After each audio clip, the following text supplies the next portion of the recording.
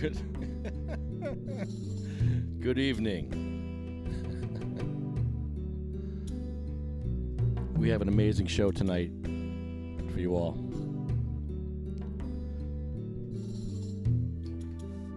We're going to talk about Lego Grandma.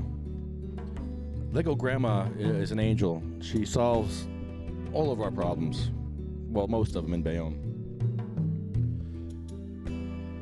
This week, I went against all my good judgment. I got triggered. I saw a pharmacy in Bayonne that I've been to before, and there's 3 steps outside the pharmacy. And I saw it, and I got triggered, and I didn't have a partner. Usually, I have a buddy. Actually, I'm supposed to have a buddy. I didn't have a buddy. And I went on my own. And this year, I said to myself, I'm just going to build ramps for people. You can go back and look. I said, I'm going to build ramps for people. I'm done.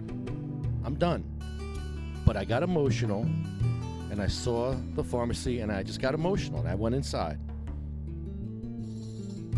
Instead of measuring for a ramp, like I've been doing, I went inside, confronted the guy, and then I went across the street. And I saw another guy, and I confronted him, because I've been there before, and he lied to me before, and I should have just measured him for a ramp. Because now Grandma, I've been doing it all wrong. Lego Grandma showed us how it's done. And she's actually making ramps out of Legos. It's the most amazing thing I've ever seen in my life.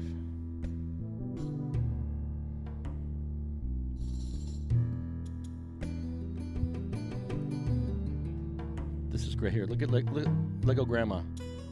This is Lego Grandma. So we'll be talking about her today. This is just amazing. I mean, come on, man. Lego, it's going to be fun. This solves the problem because it creates awareness. It's going to be a lot of fun to have a sesh and on the street of Bayonne, a ramp building sesh. And we can have schools and kids helping out. I mean, this is great. So, yeah, Lego Grandma, you're the bomb. We love you, Lego Grandma. So, wow. We got a big show lined up. We're going to have Adrienne Lisa to talk about autism and how we can get cannabis for autism. And Mike Curley is going to come on later and talk about why I got kicked out of Trip Eisen's band. Yes, he's going to embarrass the shit out of me. I don't care. I want to know why I was kicked out. I don't even know why I was kicked out of Trip Eisen's band, but we're going to find out tonight when Mike Curley calls in. Oh, boy, I don't know if that's a good idea or not. We'll find out together.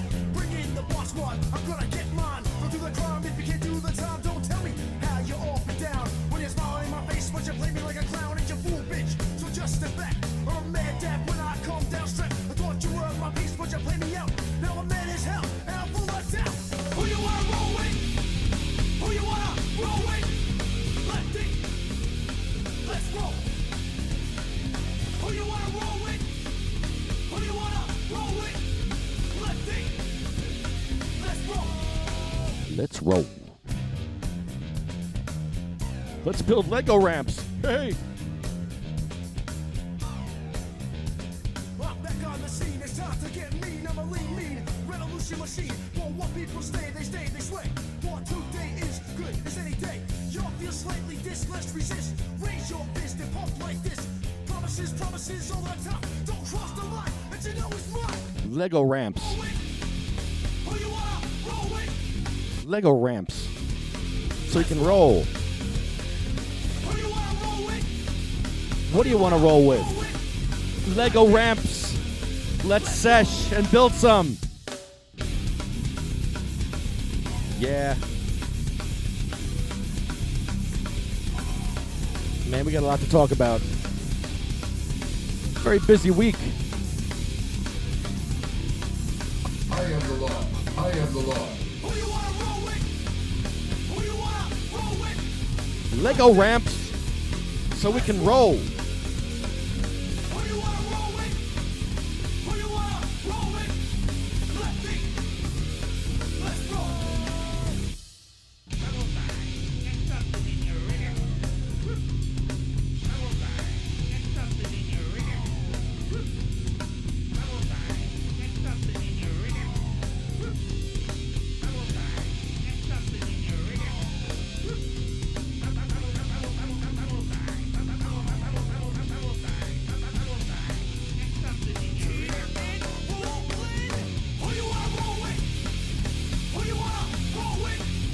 Grandma. Let's roll. Grandma. Who you wanna roll with? Who you wanna roll with? Lego Grandma. Let's roll. Who you wanna roll with? Lego Grandma. Who you wanna roll with? Lego Grandma. Who you wanna roll with? Lego Grandma. Who you wanna roll with? Lego Grandma.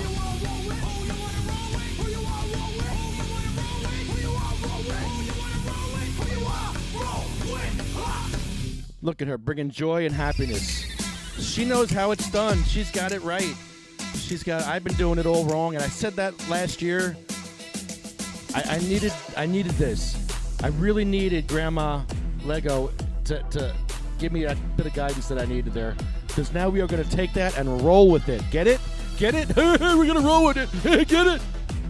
No, seriously, we're going to help people so much with this. You have no idea. I'm 100% in on this.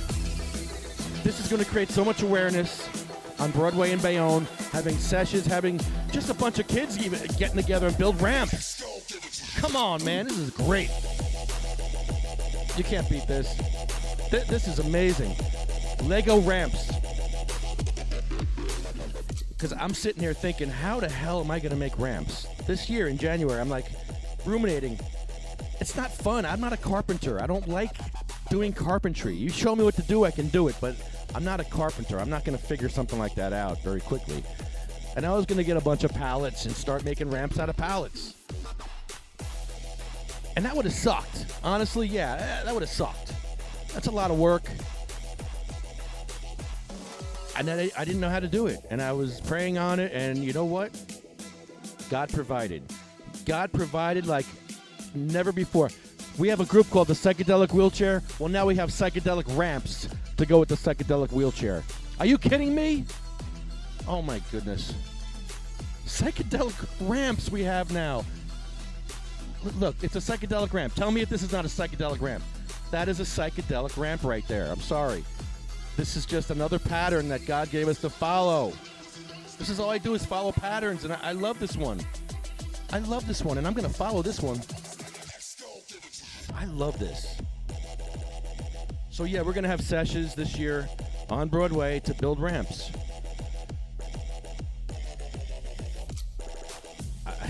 I just can't get over how cool these psychedelic ramps are. I'm thinking psychedelic wheelchair all this time, and we got psychedelic ramps. I'm just blown away by Lego Grandma. I sent her an email. I'm trying to get blueprints. I really want blueprints for this. I got to get blueprints for these ramps. I mean, we could figure it out, I'm sure. You get a flat piece, and you work your way up. And it looks like you need the little flat ones, the little flat Legos. So we're going to have to get a lot of donations, which we're getting already. People are donating bags, and it's just going to be, this is going to be a beautiful, healthful thing, because you know what? People are suffering out there, and this is a way to help people and have fun while you're doing it. We're not making pallets into ramps, boys and girls. We're making Lego. We're having a Lego party and making something that's going to help other people that are suffering. This is just awesome. Awesome. Super happy, super stoked about this wheelchair Lego fiasco that we're going to have, sesh, whatever you want to call it, rager. I'm just loving it. Later on, we're going to have Mike Curley on from a band called Husk. He was in Trip Eisen's band with me. He was the bass player. And he's going to talk to me later about why I got kicked out of the band. I don't even know why I was kicked out. And we have a new sponsor, too. I'm going to talk about that. Actually, I could probably play the jingle. I'm going to start off with our new sponsor, Dragonfly Health. I need to work on this little song I have for them. So there's no time like the present. William Haney's going to be on, too, and I'm going to read from this wonderful book called The Falling Sickness. The Falling Sickness, which is about epilepsy. We're going to read Sarah Weber's chapter. She has drop seizures, Sarah Weber, and we're going to show you what drop seizures do to a... Oh, man. This beautiful woman has been through the ringer, and we're going to read her story and show you some pictures of her with black eyes, her thumbs ripped open. I don't see the picture here, but she has another picture where there's like 10 staples in her head because she fell, and drop seizures are the worst. And William's mother who wrote this book, had drop seizures. So we're going to read from William's mother's book, who had drop seizures. And poor William had to watch his mother at 5 years old and try to keep her head from banging on the floor while she was having those seizures. Crazy. At 5 years old, he was the man of the house. I mean, man, it's tough. So that'll be it's going to be a very full show. And I have a sponsor, so we're actually going to take breaks, but it's a live read. So I like how Imus and Howard Stern used to do live reads. Well, they still do. So we have a live read for you. I think you're going to like this. I practiced before. I hope I can get it right. All right. This is a good one. We have a new sponsor called Dragonfly Health. Let's see if I can get this going here.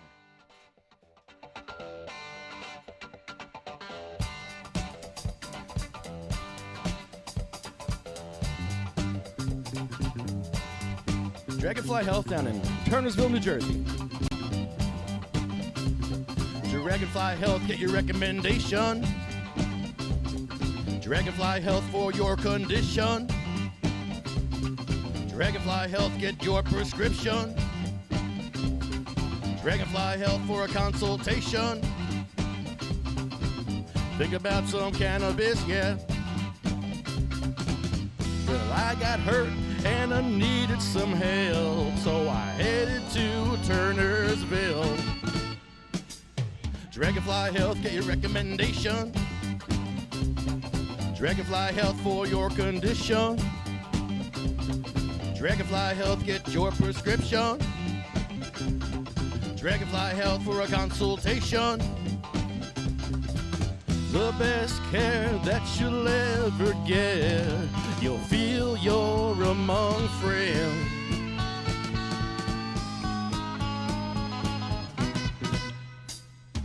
Eight 856-341-9758. You dialing. 856-341-9758. 856-347-9758. Whoops, that's not it. 856-341-9758. Be dialing. 856-341-9758. Be dialing. 856-341-9758. Be dialing. 856-341-9758. 856-341-9758 and be dialing. 856-341-9758. Be dialing. 856-341-9758. Dragonfly Health, get your recommendation. Dragonfly Health for your condition. Dragonfly Health, get your prescription. Dragonfly Health for consultation. Dragonfly Health, get your recommendation.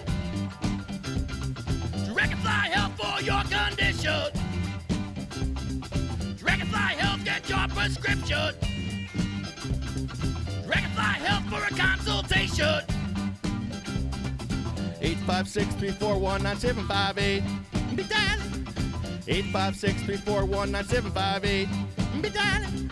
856-341-9758. Be dialing. 856-341-9758. Okay, I gotta work on that. I fucked up already. Yeah. 841-9758. Be dialing. Get your medical cannabis card from Dragonfly Health. Okay. I think that's why Trip Eisen kicked me out of the band. I guess you can all see why Trip Eisen kicked me out of the band.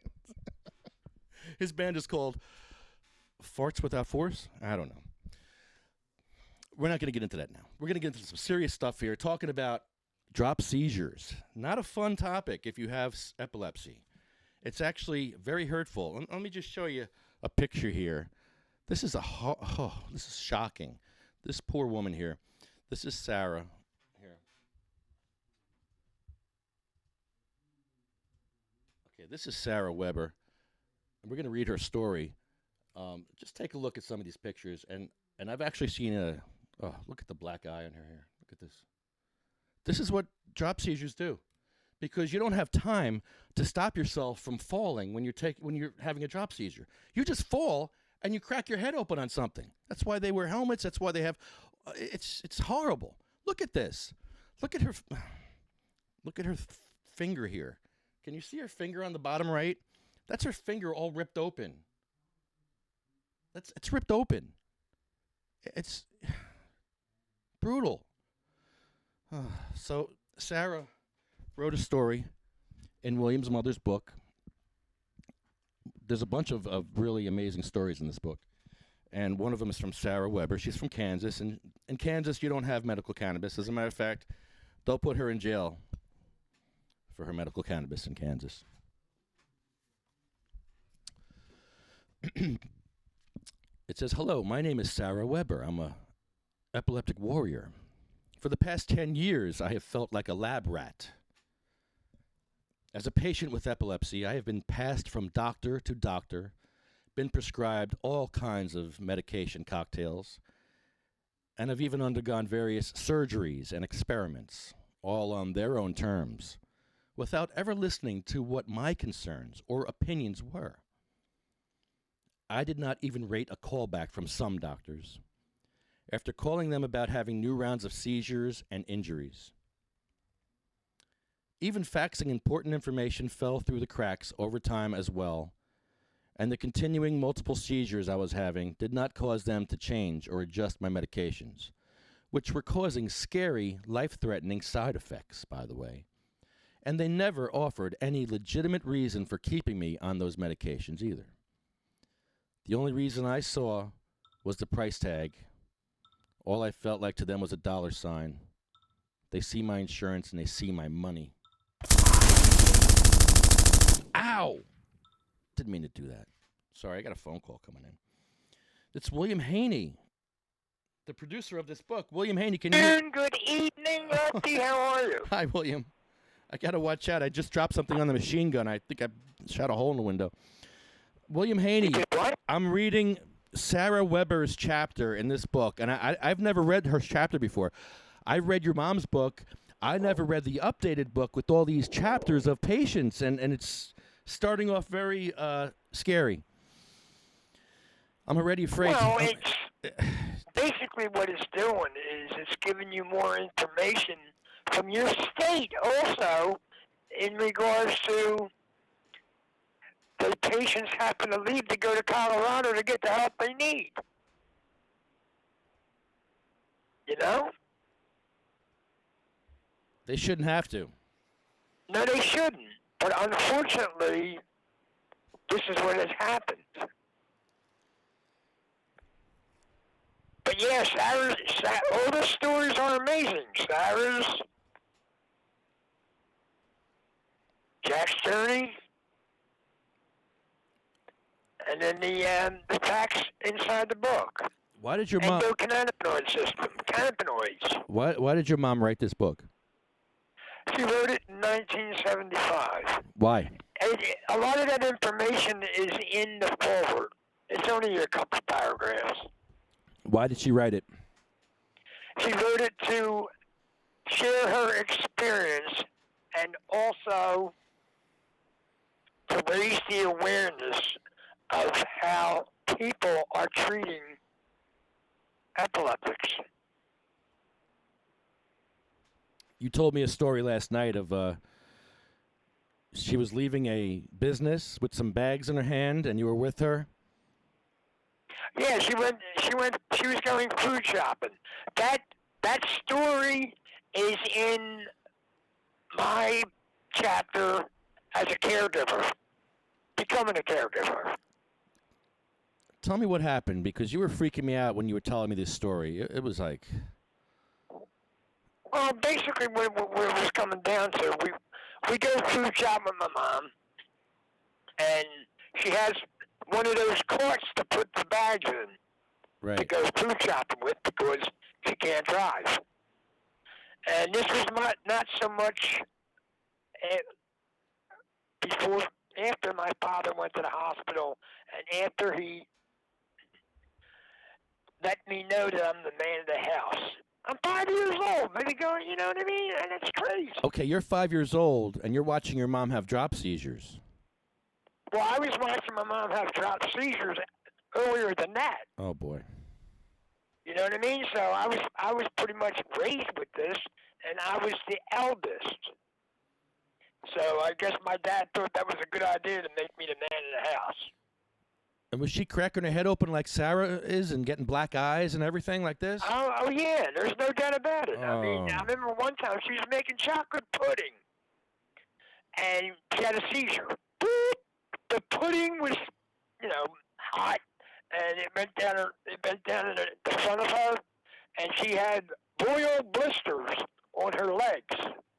Oh. And, she was trying to pop them standing in the tub. Oh.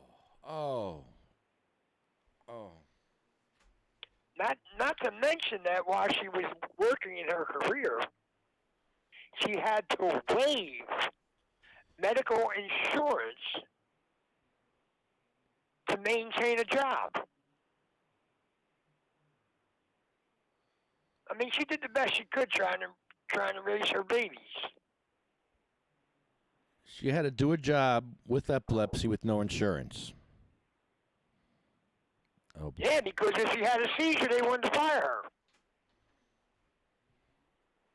They didn't want to deal with that, unfortunately. Well, the story you were telling me was like she fell down as she was walking with the cart. Now, she had to, here we go food shopping. Okay. We're coming out of the supermarket, and she's got the cart, and she's wheeling it out the door. All of a sudden, drop seizure. Boom. And at that moment, her head's bouncing off the concrete like a basketball. Me and my brother, because we knew what to do, because we were conditioned to do this. So we had to spring into action, put her pocketbook under her head, roll her on her side so she wouldn't choke on her saliva, because that was the old wives' tale. Oh, put something in their mouth because they're going to swallow their tongue. No, they're not going to swallow their tongue. It just appears like that because they're looking up at the ceiling and they're not turned to the side for the excessive saliva to run out the corner of the mouth. So anyway, after we get Mom situated, we are head on her pocketbook. Me and my brother, we stood in front of her to protect her. That's what we were conditioned to do.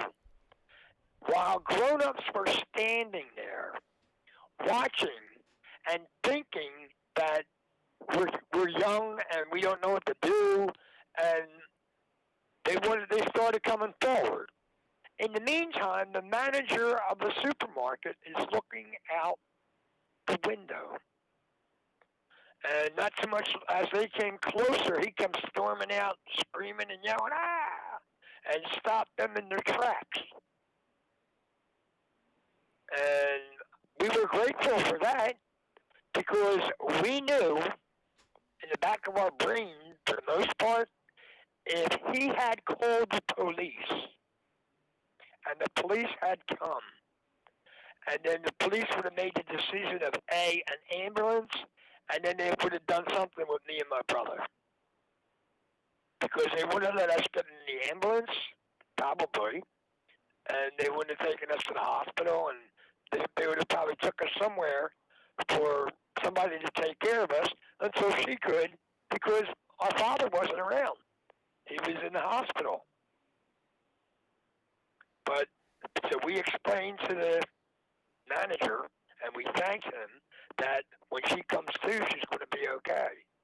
So anyway, she came to, she talked to him, and he said she seems fine to me, and we went back on our merry way. But yeah, I mean, that was a challenging situation at that time. Have you had other police interactions with your mom? And by the way, what year was this? Oh my God! If I was born, let's see, that 1957. 57.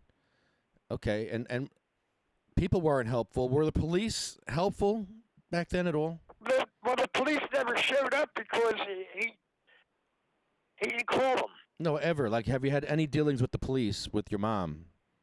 Oh yeah, well there was many occasions where the police had called ambulances and they had taken her to hospitals and she came to and pulled herself together and left. I've seen epileptic patients get handcuffed and almost tased here in 2020 or 2019. Have you seen that? No, but I mean, they restrain them because they're in the convulsion mode. Right. You know what I mean? Right. Well, no, they one kid was having a seizure, and they handcuffed him, and then he started throwing up. I don't know if you see it. Yeah, that was pretty brutal. Well, I'm sure that was brutal. I mean, that's crazy. Yeah. To put any human being in that kind of situation. Right. They need help. So I'm wondering back then they were probably a little more unaware of this issue, and I'm surprised they didn't arrest her. I mean, the nuns were throwing holy water on her. Right. Because they thought she was Sister St. John. Yeah, they used to think she was having a satanic episode or something. What is it called? Exorcism? No, the other thing. Yes. She needed. Yeah, it was pretty much like that. I mean, they thought she needed exorcism. It's in the book where the first chapter in that book that you have there is Mom's story about that, with the interaction with the nun, and the nun, thinking she was performing an exorcism. Yeah, throwing holy water. By sprinkling holy water on her head and telling all the other children in class to pray the rosary. Okay, that's not so bad. But what was bad was when the nuns told them to shun her. Exactly. When the nuns turned around and was telling everybody to leave her alone, she's possessed, blah, blah, blah, blah, blah. Hurtful. Yeah, very hurtful. And, that followed into the 21st century, unfortunately. Yeah, just keep praying for her. You were right the first time. Just keep praying and you're fine. And you start telling people rumors that are lies, unfounded, unfactual. That's fake Christianity right there. I hate that. Not that I'm the best Christian in the world. I'm probably the worst Christian in the world, but I know a fake Christian when I see one. Come on, man. You got to do better than that. Well, you should be able to do better than that. Come on. You don't shun a poor girl who's having a seizure and make other people think she's possessed by the devil. Well, you think that because you're ignorant and you don't have enough information on the subject. Yeah. And you're running with what you heard, didn't experience. You know what I mean? Those nuns were tough back then. I know. I had nuns growing up. They were tough, man. They used to beat the crap out of me. I know. Oh, they had major attitudes. Yeah, I don't know if it was because the collar that was around their neck was too tight. I don't know what was going on with that. Or the habit that they were wearing. Yeah, might have been a little too tight. Yeah, I mean, you going through all that with Mom, because I didn't know anything else. Right. All me and my brother knew was to protect her at any cost. So we were conditioned to be able to spring into action. Anybody ever push you out of the way and, like, you're trying to do the right thing and some idiot pushes you out of the way and sticks something in her mouth? Well, no. I mean, there were times when it got close to where people were trying to come closer, and by that time the attitude had shifted to more protection, a little older, a little wiser. Good. They used and fighting a little harder. What, they try to put a stick in her mouth or something to stop her from Well, yeah, but they would try to put a wallet, anything that they could get to put in her mouth to think it was okay. Even her hand, if they thought they could do that. And why would they do that? Which they would probably lose a couple fingers. What was the purpose of that? Pardon me? What were they trying to do? Like stop her from doing? Well, they were thinking they were trying to save her from swallowing her tongue. Oh, okay. Okay, and maybe back. Because that was kind of like the old wives' tale. Put a spoon in the mouth. A spoon? Oh, ow. Yeah, I mean, it resorted to whatever they thought was feasible to be able to perform whatever they thought they could do. Oh, man. because they wanted to feel important with no experience and lack of information to be able to deal with the situation.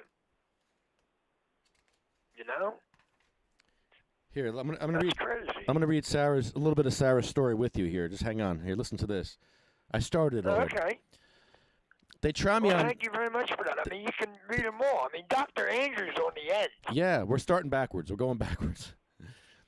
So they try me on new medications, even though I have already been on every cocktail imaginable. All these changes they put me through seem unnecessary, since I am experiencing very terrible results. I seem to develop a new side effect or seizure every time I try a new anti-epileptic drug. And it's not that bad enough. And if that's not bad enough, the rescue drugs are even worse. If you want to feel drunk and tired all day long, those medications would be fine. But it's not so easy to function when you're trying to take care of a family on top of all this. I have tried the VNS, which was a major fail. I have an average of 20 to 50 seizures a month, and I have multiple types of seizures. They are not always warnings before the seizures happen either. They cause her to injure myself most of the time.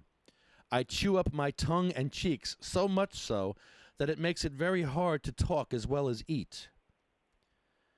I have had way too many emergency room visits to count, honestly. But one beautiful thing that having epilepsy has taught me is how to be grateful, and that I am. Wow, that's deep right there. Yeah, it is. That's really deep. Wow. And I'm not done yet. Because I'm not done. I had to stop. also what happens with that attitude, it's passed on to the children. She's grateful for the days that she has. She's grateful for the time that she has with her children because, you know what? She realizes that her life can end at any time. She can die any second. It could be the end for her. Man. I have a titanium plate on the left side of my face from fracturing my eye socket and damaging 3 inches of my sinuses during a seizure. My eye was swollen shut for 3 months. No kidding. Ever since then, the first thing I do in the morning is praise the Lord that I opened both of my eyes today. And throughout the day, I find gratitude in every blessing in life, big and small. William, I've never read this before. This is really, wow. Oh, man. Last year, I woke up from surgery to hear my doctor asking me to go on a medical mission to Haiti with her. Wow. It was one of the most humbling experiences I have ever had. It felt so wonderful to be a part of the world again, especially since I had let epilepsy and my fears isolate me for so long. That's a problem. A lot of epileptics are going to isolate themselves and keep from going out. But she did. Your mom didn't. She was out there. She was out shopping and stuff, right? Yeah, well, she was still trying to exist and live. Right. I mean, and that's what they do. Because they don't know when they're having the seizure, because it just comes about. There's no warning.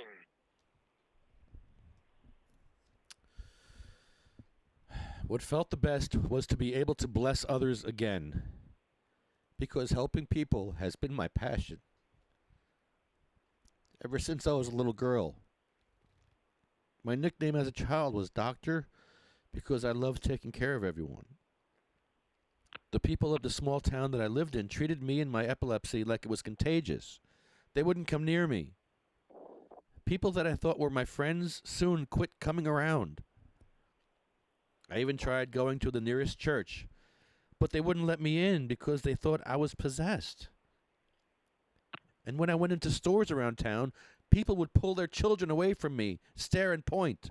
They would whisper, like I didn't know what they were saying.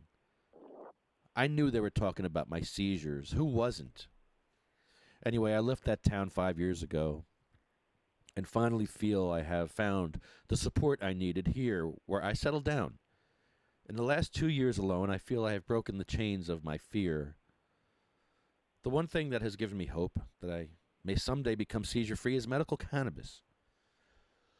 I have heard many amazing stories from epileptics getting seizure relief from cannabis, and I even went out to see a doctor in Colorado last year, and he told me what I needed to find in order to get better seizure relief for myself. The best thing is that there aren't any nasty side effects like there are with many pharmaceuticals. It's also 100% natural. I don't have to worry about it rotting my bones or killing me in a few short years. Priceless. Sarah Weber, you are priceless. Wow. Well, you made me cry, William. Your book made me cry again. It made me cry once or twice before, and it's continuing. Oh, that's...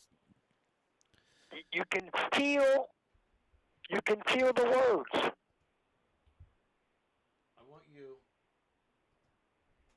I don't have the picture of her with her 10 staples in her head, but these are pictures of Sarah. These are just some pictures of her, what she goes through. And these are just a few seizures. Just a few. I mean, look. Well, she sent me a very nice picture to put in the book. Oh, it's a beautiful picture, but I want the picture where she has staples in her head. 10 staples in her head. Here, right. Look at this. Look at this one. Oh, you can't see it. Oh, hold on. How do I do this? It's backwards for me. I was looking at that picture earlier when you posted it. Oh, what on the video. I'm having a hard time here. There's staples. It's here. Hold on. I mean, no one should have to suffer like this.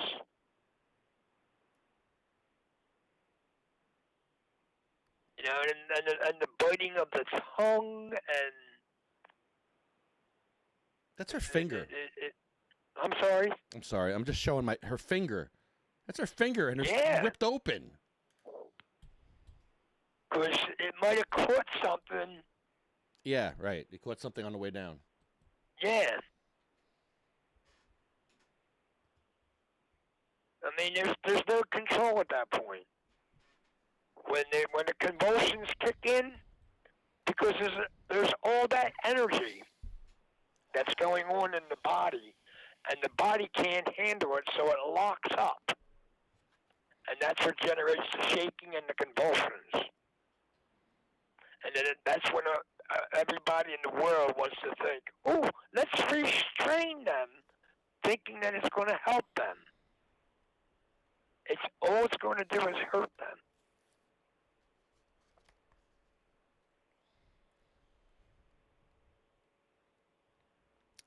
You have Jackson Storm's story in here. You have Jenna Toy's story in here. Lorelai. Dana's story's in there also. I see that. Here, let's read Dana's story. This is Lorelai's fight. It's always a fight. I'm sorry? It's always a fight. For many, having a child is easy. This was not the case for my husband and I. We spent months trying using various fertility drugs, and we even suffered the devastation of a miscarriage before we were finally blessed with our beautiful little angel, Lorelai, in 2007, and she is complete perfection. I often stare at her as she drifts off into sleep, and I can see that all is good and pure in and throughout the universe. In May of 2009, at just 22 months of age, Lorelai began having seizures, so we immediately took her to the doctor. That October, she was diagnosed with epilepsy, although many years were spent trying to determine the exact cause. Throughout those years, Lorelai was exposed to a myriad of pharmaceuticals. She was also put on a special diet and has had several surgeries to implant a device designed to interrupt her seizures.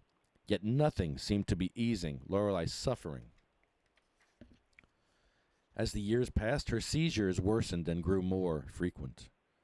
Lorelai also regressed developmentally and socially.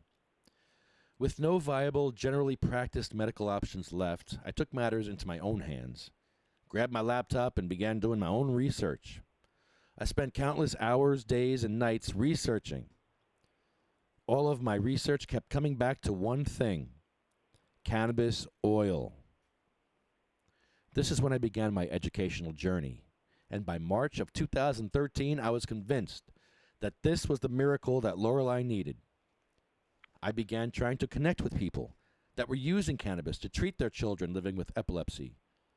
Then in August of that year, I got my first real break. I found parents that were treating their children's seizures with cannabis. After years of searching and many different doctors, she was finally given a diagnosis. In early 2015, at age 7, Lorelei was found to have an extraordinarily rare genetic mutation that causes intractable epilepsy, autism, sensory processing disorder, and intellectual disability. Although there was no diagnosis, my husband and I were still feeling hopeless. At the time of this finding, only 7 other females in the world had ever been affected by this mutation.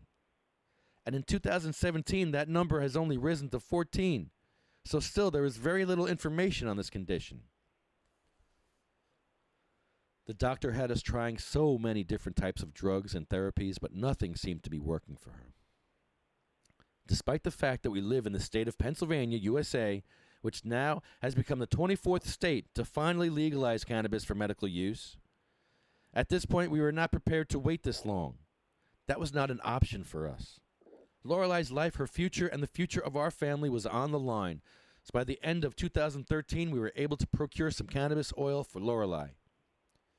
With the cannabis oil, Lorelei was doing better.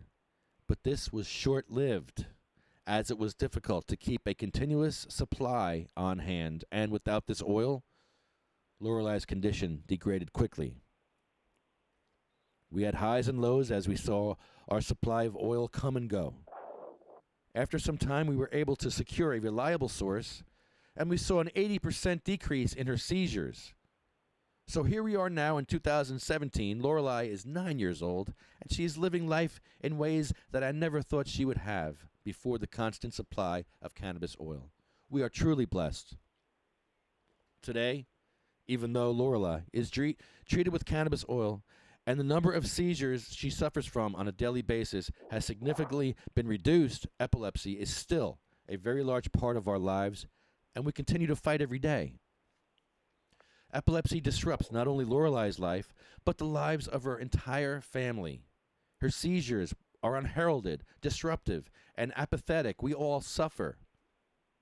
Seizures aren't biased. They come along on birthdays, holidays, special events, vacations, just the same as they appear on any other ordinary day. So yes, it's always a fight. A fight for normalcy and for peace within our family and for whatever it is that's necessary to keep Lorelei healthy with a reduction in seizure activity. I fight every day for her, and I stand shoulder to shoulder with some of the greatest cannabis activists in the nation to end this prohibition so that the most vulnerable individuals can get the medicine that they so dearly need and truly deserve. I proudly fight for Lorelei and for anyone who is ill that would like to have the opportunity to be able to treat and heal themselves with medical cannabis.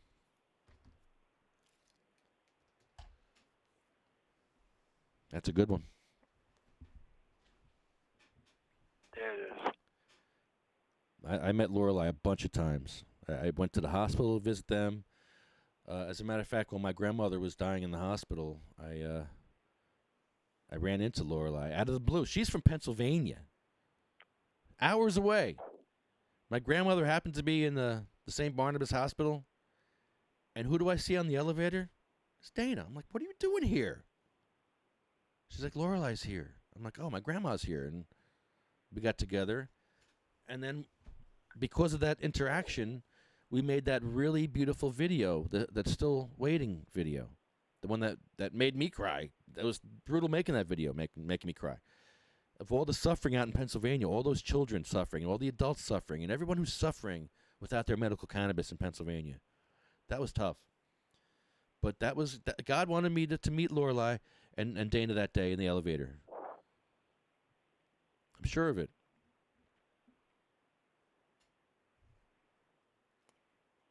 Yeah, her story and a few others made it impossible for Pennsylvania to have the medical marijuana program.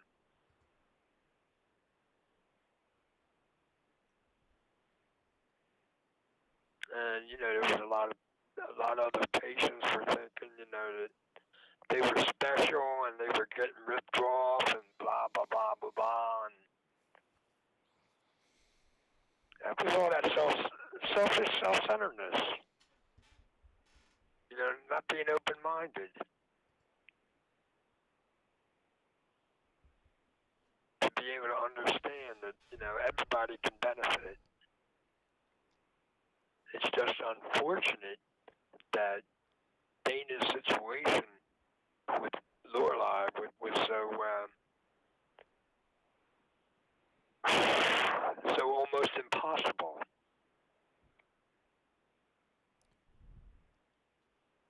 But yeah, everybody needs the opportunity to get well. And our health system right now is so brutal, it's pathetic.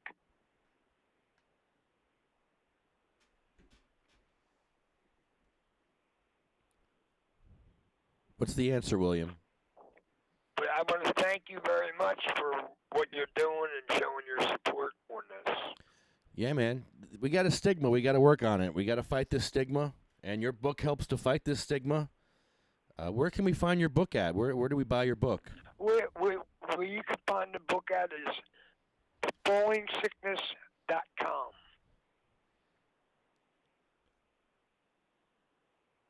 Okay. And they're inexpensive. How much?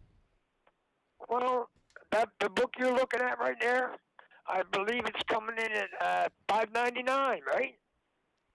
You can get $7.10 for these. I'd jack up that price to $7.10. Just saying. Yeah, no, I'm hearing that. I was thinking about that. I'm also looking into, and I might need your help and assistance on this, to make it audio. Okay. I mean, I'll pay for the services needed or whatever it takes.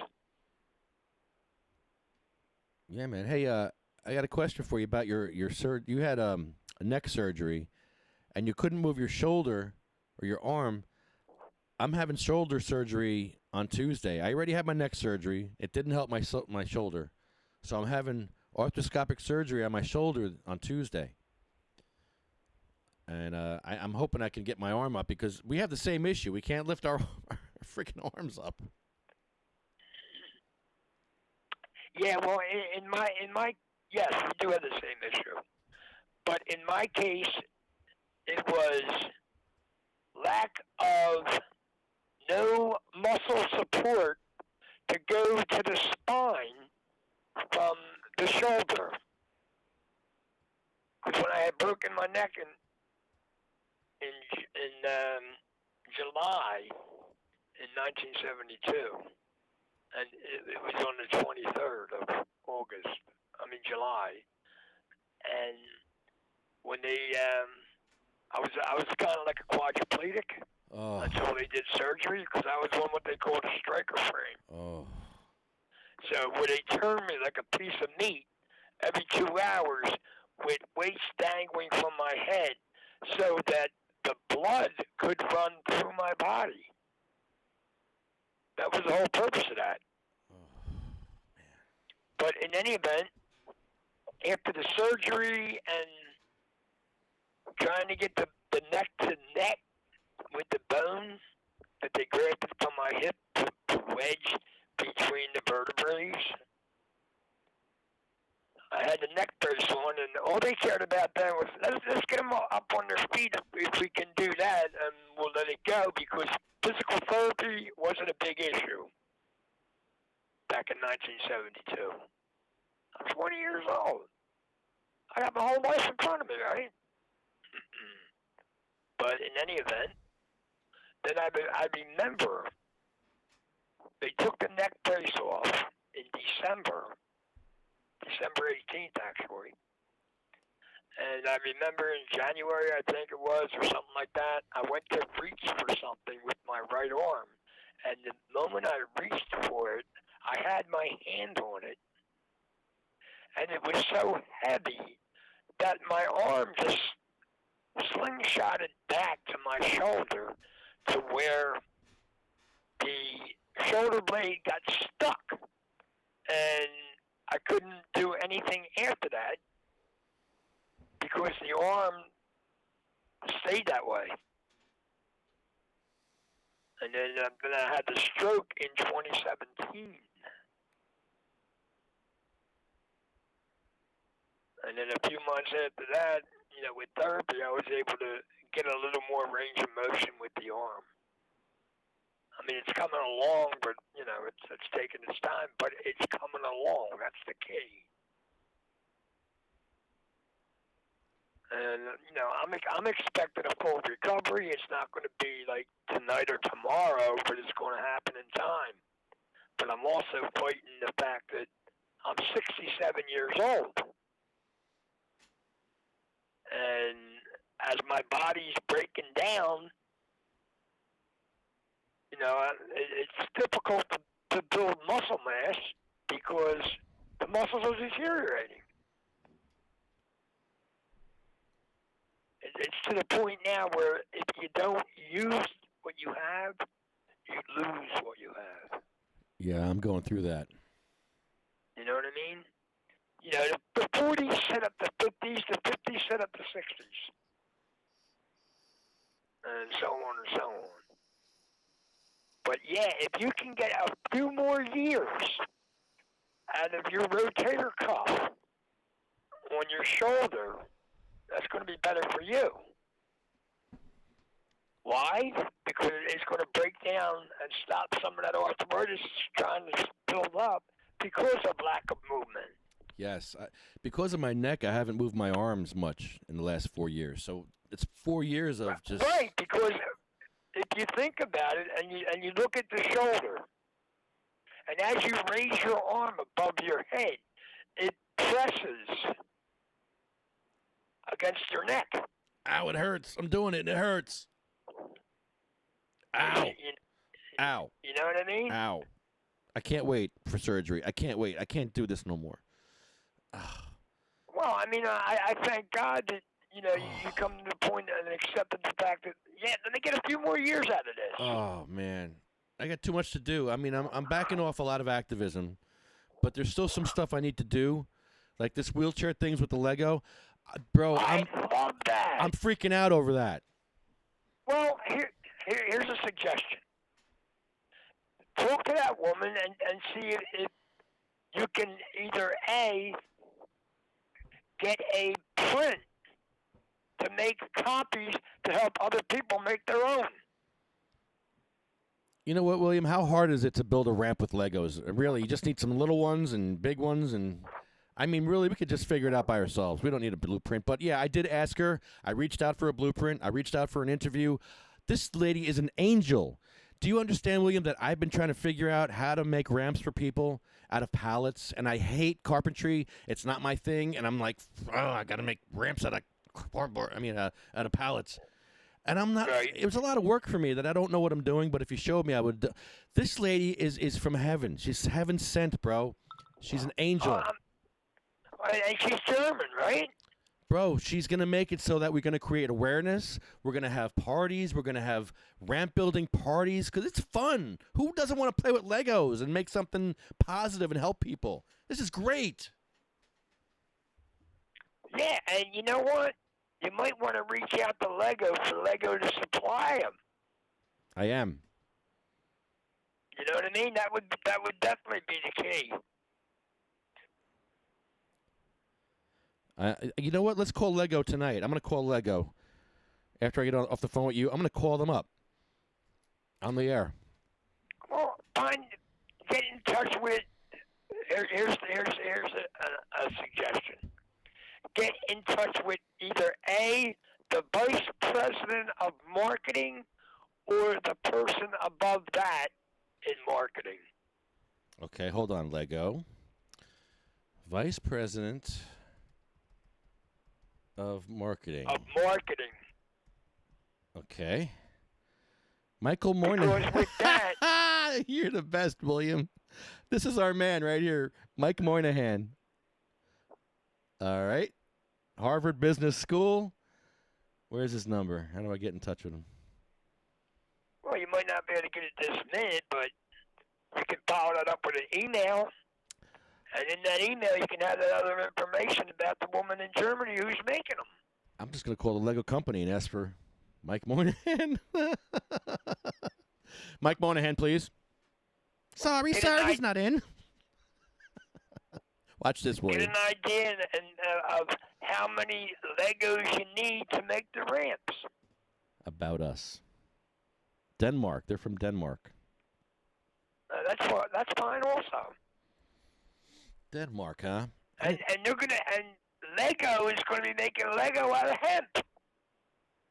Founded in 1932 by Ole Kirk Christensen. Okay. And now it's kind of like off the hook because they're doing the Lego projects that are almost like extreme. It's not, put a couple together and see if we can just put them up on the ceiling. Let's make something with them.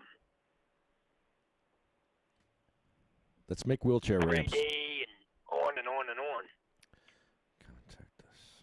But yeah, in any company, you always want to try to get in touch with vice president or above in marketing. I don't see a phone number. Email, chat. Yeah, I need a phone number. Well, what you might have to do is you might have to go to the company website. Yeah, I'm here. I don't see it. They're giving me everything but a phone number. They give me your email? Sure. Got that. Email them. Yeah, that's not good on a podcast. I want to call them. This is a podcast. Yeah, what you do, suggestion, Yes. set it up with the email to be able to talk to them. Yeah. Because you can produce more information from the woman who's making them in the email. You can put video in the email. You can't do that on the phone. Let's see. Contact. It's all about sales. I got a number. Okay.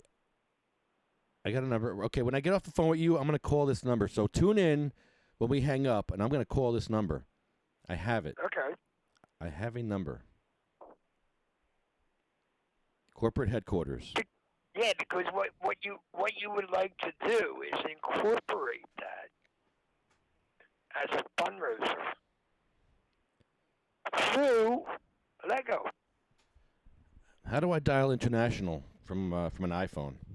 Does anybody know how to dial international? Somebody help me. I think it's like a number with the plus. I have to use a plus?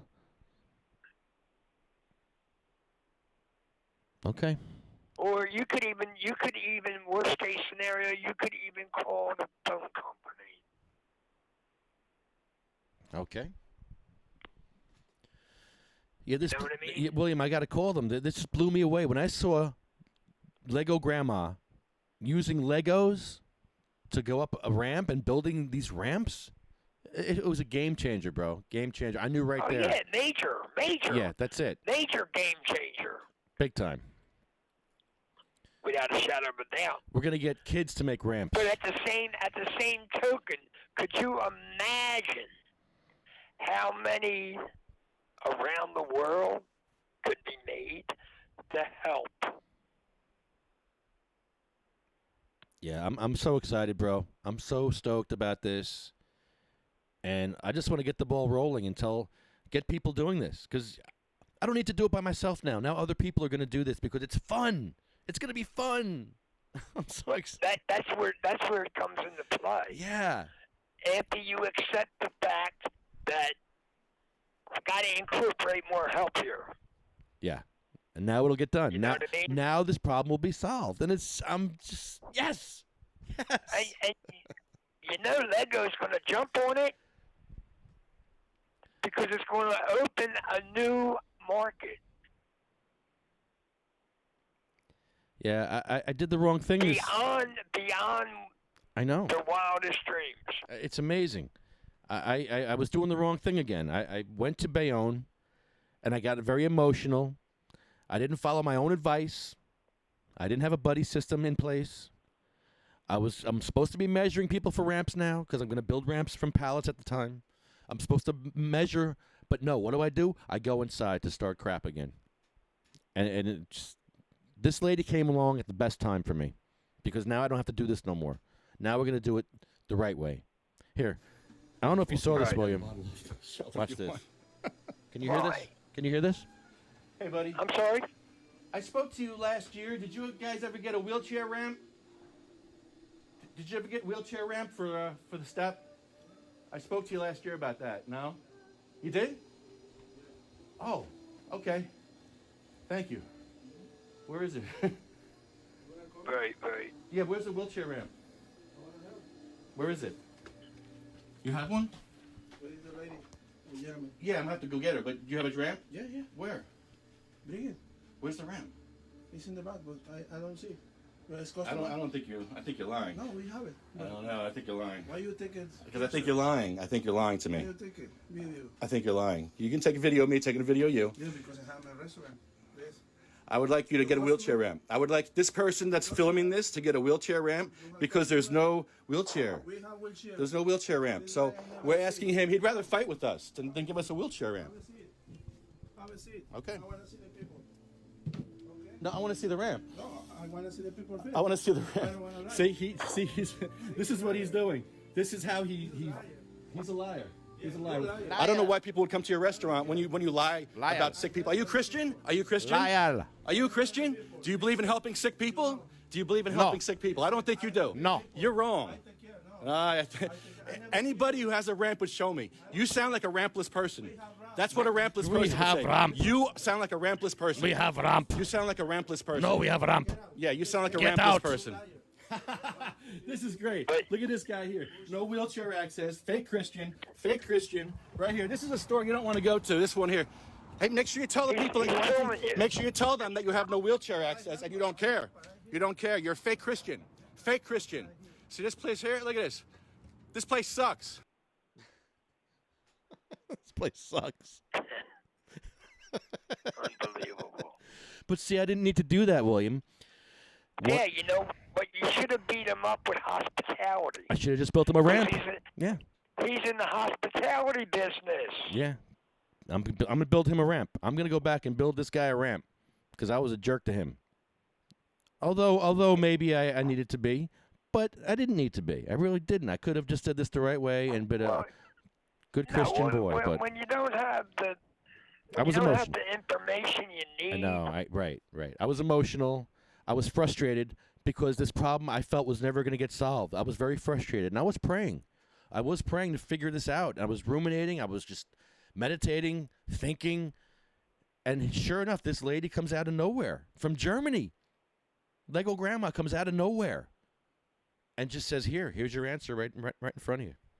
Legos. Tell your friends. Get your kids involved. I'm like, wow. Here, this is great. It's just I got warm and fuzzy all of a sudden. Good. Well, it's an issue that needs to be addressed, and Lego can help. Yes. All right, William, I'm going to let you go because I'm going to call Lego right now. I have their number. Okay. I'm going to try to give them a call. I have a plus 45 here number. I'm going to try it. But I'll give you a call later on during the week, and we can talk about the nonprofit 501c3. Okie dokie. Thanks, buddy. Thank you. Yeah, I'm not going to. So will you be finishing the book? Don't you hang up on me. Yes. I'm not going to hang up on you. Yes, I'm going to read some more of the book. You're asking me questions. I'm getting nervous. I'm sorry? You're asking me questions like you're going to hang up on me. No. I don't do that. You don't do that? No. Do you think I would do that to you?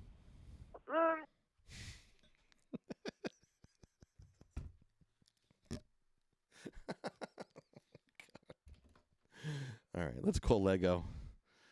Lego, my ego. Let's call this guys up and try to get some answers. Okay. What's this? What's going on? I don't know. What is going on? Okay, Lego Group, Denmark. All right, if you know what I'm doing wrong, tell me, because I'm going to just dial this number here. 445-79-5060-70. This is not a number. No, I think it's 001 first. Somebody help me. Do I have to do a 001 first before I dial international?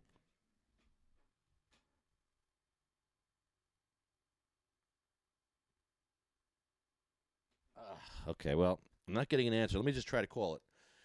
This is not going to work. It's the 45. The number or code you have dialed is incorrect. All right. Please check the number. All right. How do you dial international? Is it 011? Is it 011? I'll try 011. Then 45-79-50-60-70.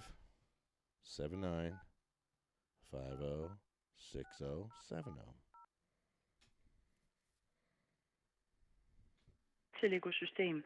This message will follow in English. Du har ringet uden for vores normale åbningstid, som er mandag til fredag kl. 7:30 til 16:30.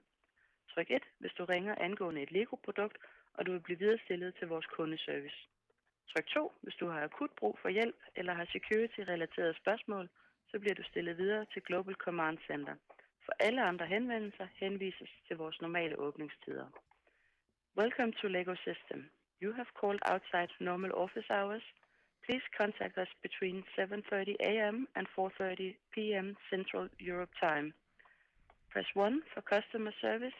Press 2 in case of emergency or security-related issues for Lego Security Global Command Center. For all other inquiries, please call within normal office hours. What was 1? I'm going to hit 1. I think. Are you still there? Yes. Velkommen til Lego System. Tak fordi du har ringet til Lego Kundeservice. Vi er desværre lukket nu. Vi er åbent mandag til fredag fra klokken 9 til 17. Wow. Ring venligst igen i åbningstiden, hvor vi vil være glade for at hjælpe dig. Wow. Whoa. Okay. They told me. Wow. I was lost on that one there. I need a translator. Okay. Well, we tried. I couldn't even leave a message. That's unfortunate. All right. So our new sponsor here, we love our new sponsor. Our new sponsor is Dragonfly Health, and we have a jingle that I'm working on. I think I got it down. I'm going to try it again. Let's see if I get it right this time.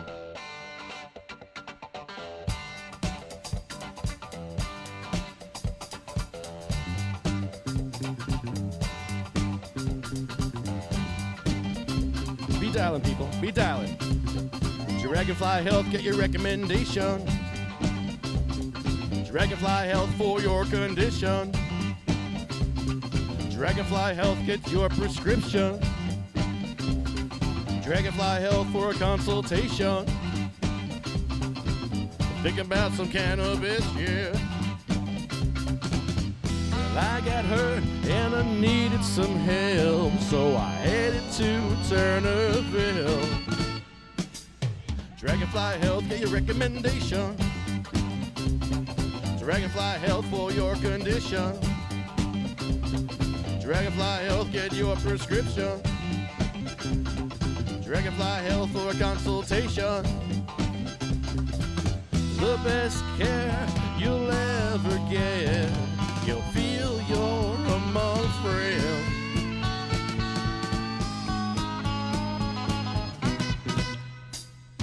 Eight 856-341-758. 856-341-9758. 856-341-9758. 856-341-9758. Be dialing. 856-341-9758. Be dialing. 856-341-9758. Be dialing. 856-341-9758.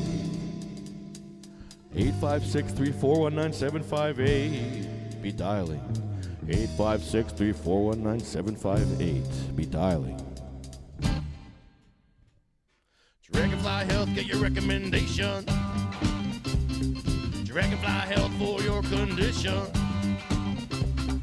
Dragonfly Health, get your prescription. Dragonfly Health for consultation. Dragonfly Health, get your recommendation. Dragonfly Health, it's your condition. Dragonfly Health, get your prescription. Dragonfly Health for a consultation. 856-341-9758. Be done.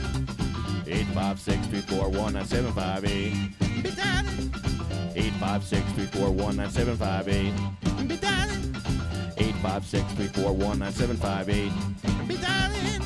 856-341-9758. Be dialing. Get your medical cannabis and your recommendations. Your recommendations and your consultations from Dragonfly Health. Turnersville. Yeah. It's our new sponsor. Probably not for long. Not after that song. They're probably like, Lefty, we have to rethink your song there. First of all, you got copyright issues there with that song. No, I'm using the karaoke version, I think. It says karaoke, but I don't know. Maybe it sounds like The Doors without Jim Morrison. I don't think it's karaoke. I think they're cheating. I think they just took his voice out. I don't know what's going on there. Oh, boy. That restaurant's name is Sorelli's. There's actually an event tonight there. They're having an event tonight. They're having an event in 3 different places that have no wheelchair access tonight in the UEZ zone, the Urban Enterprise Zone of Bayonne. Yeah, there's 6 parties tonight with music, and 3 of them have no wheelchair access. It's like, really? Wow. Unbelievable. So, our other friend here, our friend Mike Curley, he's going to be calling in later. His band is called Husk, and they're really good. I'm going to play a song from them real quick. They're so good. Check these guys out. They're playing in Pennsylvania this week.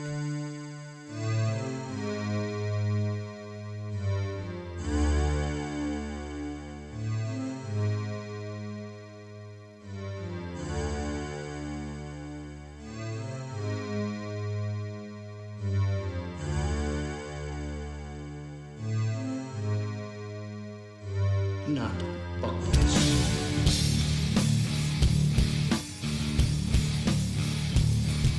Yeah! Oh, wow.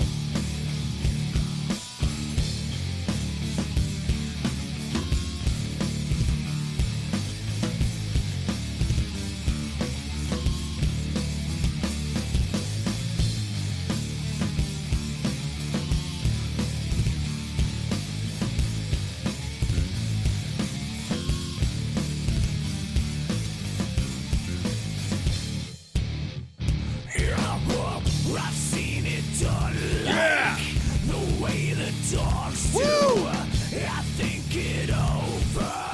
We're standing here too. Your phony life and you know it's all dry. Can't take it, you will see. Not more than others. Your phony life. What do you think? Like I don't hear them. I tell you something else. When we get to the desert, it's all what we left in the past, it tears me up.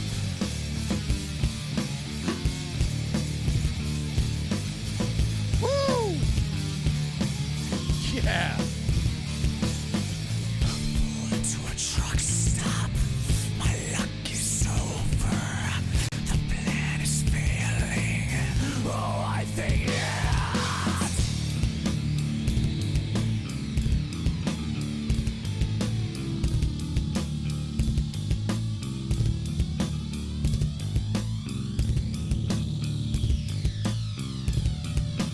This is great.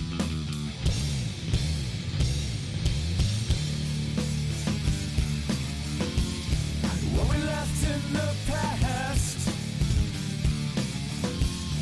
it tears me up.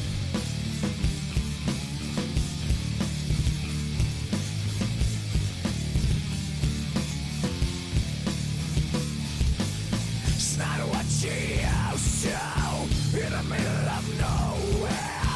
But I'm an old man, I love to understand lie. You phony life, and you know it's all try. If it seemed I had my self-control,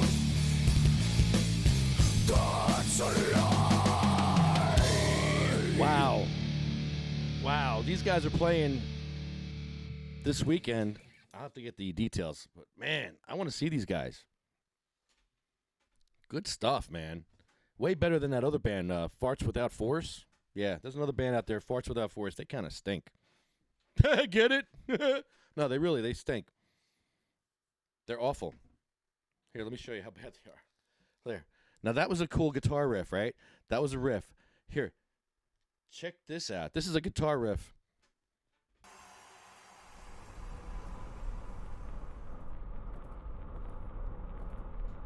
This is Farts Without Force.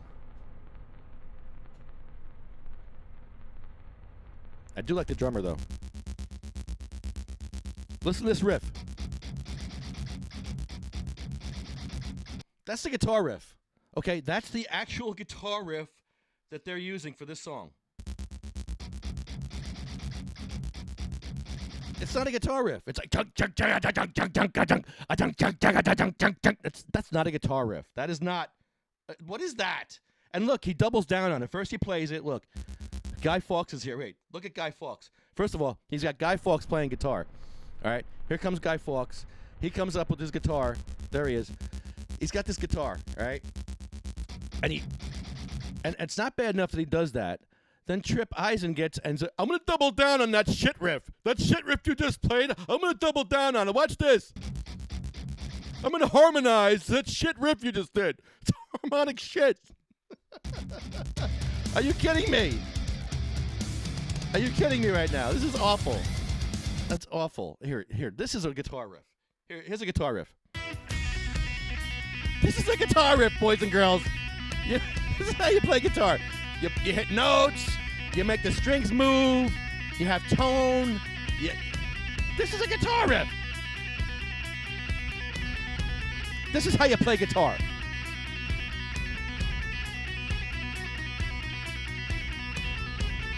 Yeah.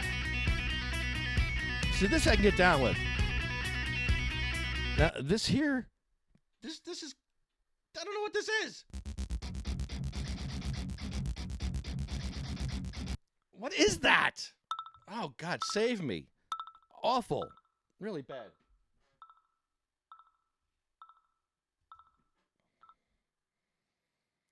Hi, you're on the air. Oh, hold on. Oh, hold on. Okay, can you hear me now? Hey. Hello, how are you? Hi, good. How you doing, Adrian? I'm not bad. I cannot complain at all.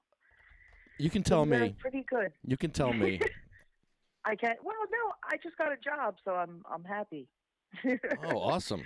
I've been disgruntled for a long time, but I finally got hired in the industry. So You're okay. So in the industry. I'm backing down on my disgruntledness. Yeah, I'm working for Canacare Docs now. Oh. Yeah, the certification company. Oh, sweet. The Canacare with the K? No, with the other one. C. With the other one. Okay, there's a couple of them. Okay. Yeah, it's like CCD, Canacare Docs, and they have they're in Delaware and Pennsylvania. Yes. I think New York. I think. Yeah, I know I know all of them. That's awesome. Great. Wow. Yeah, they're a great organization so far. I really like them. What are you doing there? Well, this is a great thing. I'm going to get to do I'm going to work with nonprofits and do certification events, and also educate. So it'll be like education and certification. So it's totally right up my alley, and I'm psyched about it. It's taken a long time to get the right position, but I finally found it. So I'm very pleased. So, and I'm also kind of working with Erica Daniels' organization, Hope Grows for Autism. And we're just trying to help every other state that we can possibly help get autism added as a qualifying condition. What states have it, and what states are we working on?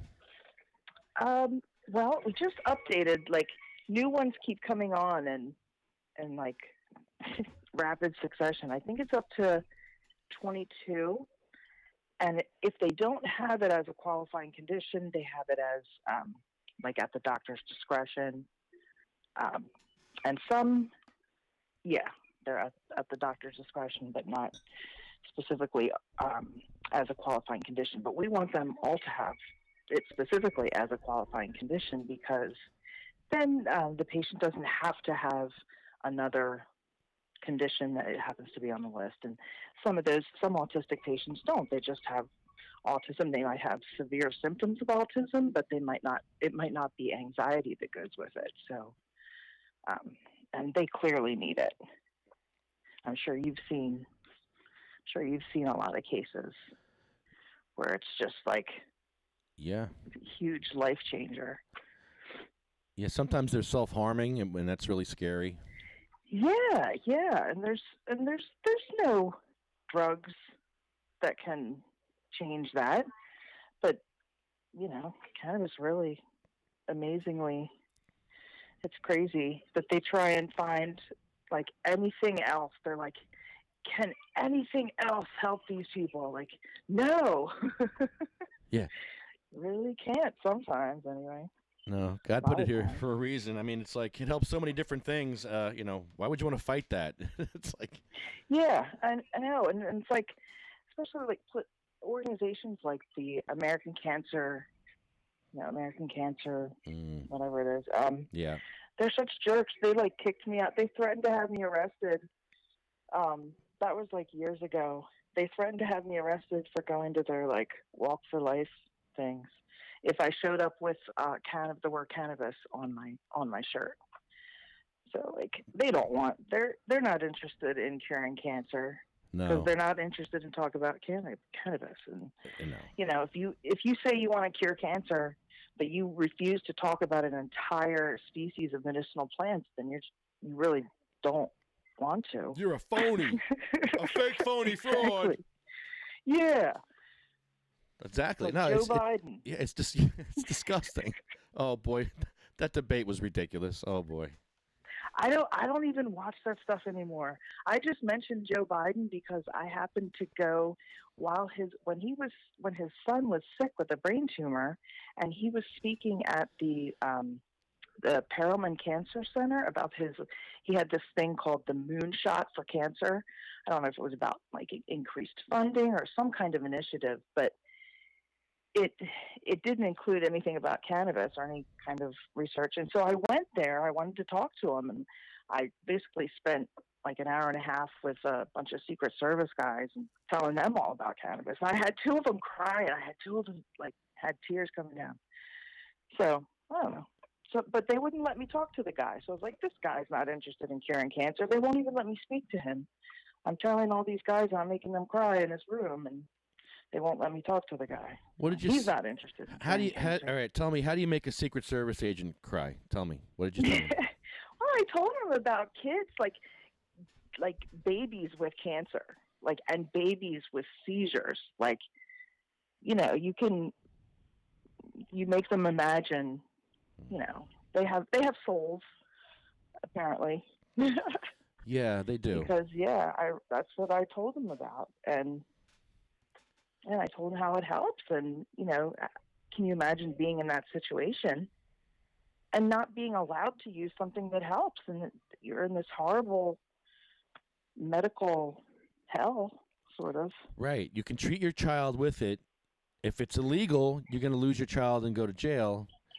It's like, You know, it's so sad. But I saw in New Jersey what they did to families with that. What a choice! Yeah. What a choice! Right. There's a lot of parents that grow pot for their kids that they're just growing it. You don't see them, you don't hear about them, but they're growing pot for their Right. kids. Well, good for them. Yeah. Amen to that. That's what everybody should be doing. But if they get caught, My kid's going crazy with some toy over there. they're going to lose their kids if they get caught, though. What's that? If they'll lose their kids if they get caught. Right. Yeah. Yeah, I know. It's definitely a risk. It's a risk and it's a stress that they don't need. These parents need less hoops to jump through and less stress in life, but yet we're giving them more hoops to jump through and more stress and just more crap. Yeah, no, it's ridiculous. It's insane. Yeah, no, there should be like co-ops with like parents that can like grow together, because it's a lot to learn. You know, especially as a parent when you're. It's a lot to learn. I'm sure you know. It's not like you just throw something in a bucket. Oh, I saw. There's a lot to it. Yeah, it's a lot of measuring, a lot of. And let me tell you something. You can measure it perfectly. You can do everything right the way you've always done it. But if the weather is changed, if it's a humid day, or if you're in a different location and you're elevated, that could change your whole medicine. Oh gosh, I can't even. You're talking outdoor. That's another world to me. Yeah. I can't even imagine that. I'm used to. I mean, I'm not gonna lie. Of course, I've grown indoor, and like that, you can control everything. I can't imagine growing outside where you. Well, I would think that mold would be a horrible issue. Well, what I'm talking about more is the oil. Say a parent has to make oil for their child. Oh, right. Yes, that's when it really smells. And you can make the oil perfectly the way you've always made it. But if it's a humid day, that can change your whole recipe and change the whole function of what you're doing for your child. A little change like that. Weird. Yeah, and so we need testing kits. We need to be able to test medicine. Yes, there's very little testing. Well, you can test if you're rich. You can get it tested. If you're super rich, sure, you could do anything if you're super rich. But you and me, we can't afford this. Well, yeah, I mean, even it's.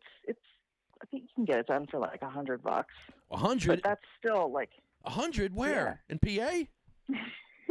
I think so. No, I shouldn't say that. Oh, okay. Because I heard 400. The number I got was 400, and that was a friendly price apparently. I was like, wow, really? I don't know. Friendly? Well, I know there's a new kit. I think it was Barb McGee posted something about a kit, and she bought it and tried it. But they were going to have that thing that plugged into your iPhone. Right. That kind of faded out. Remember, it was like for a while they were like, "Yeah, it's coming up," but like it never came of anything. Did you ever see anything like that? No, I don't. It was like a little box that you could hook to your iPhone. I think it was called MyDX. Okay. And the one specifically for cannabis was MyCannaDX, I think it was. But that kind of fizzled out. Nothing ever happened with that. I'm getting way off track talking about like testing. But yes, testing. Parents will need testing, but they should have the condition first before. Well, actually, what did they add? The New Jersey, the big revamp tier. What all did they change? In Jersey? Did they add? Yeah. They added a bunch of stuff, and like Tourette's, they added Tourette's. But I don't think we have autism. Wait, no, we do have autism. Hold on, let me check. If we have that here. You know, as far as I know, if I researched correctly, because I was looking on how to add a condition in New Jersey, and I really couldn't find anything. Let's see. I was like, well, I guess that's probably for a reason, but there's got to be a way to find out. I don't see autism. Yeah, I don't think it's on your list. No. From what I read, autistic patients can get certified, but they just have to have like anxiety or. Yeah, that's what's happening. What they're doing is getting it for Tourette's or for there's another one here. Hold on. second.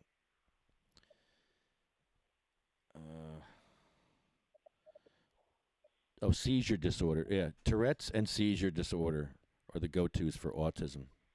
I'm told by another patient. But like not every kid has, not every autistic child that needs it has those. Right.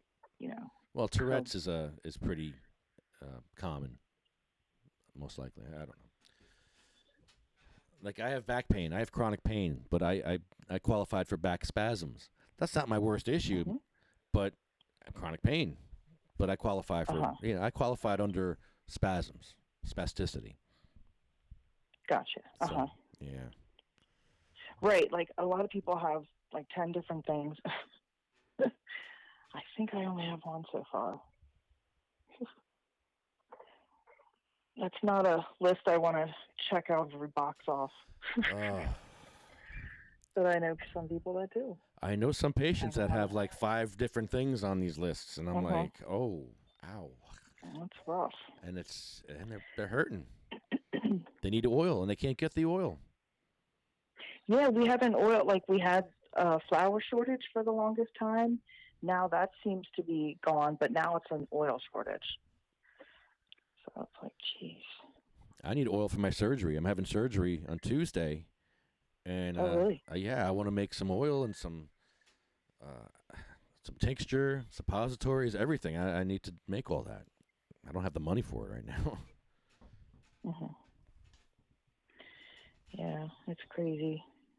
Yeah, there should be patient co-ops, because there's a huge portion of patients that are never going to be able to afford dispensary prices.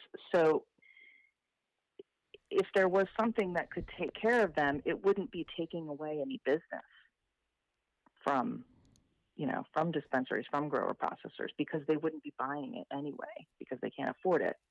So those people should be able to belong to like grower collectives and things like that, where, like a nonprofit could run and just function and be like self-sufficient. I mean, that's in the perfect world. Do you see those in PA? That would be nice. What's that? Do you see those in PA? Oh, gosh, no. No? No. I mean, there might be, like, underground ones. Right, but right. I unfortunately don't know about them. Oh, you don't? Damn. Yeah, like, that's a great idea. Have, like, a couple people that are able-bodied enough to help an additional, 5 to 10 other people. They're out there. Great. The caregiver model is, I think, a great one.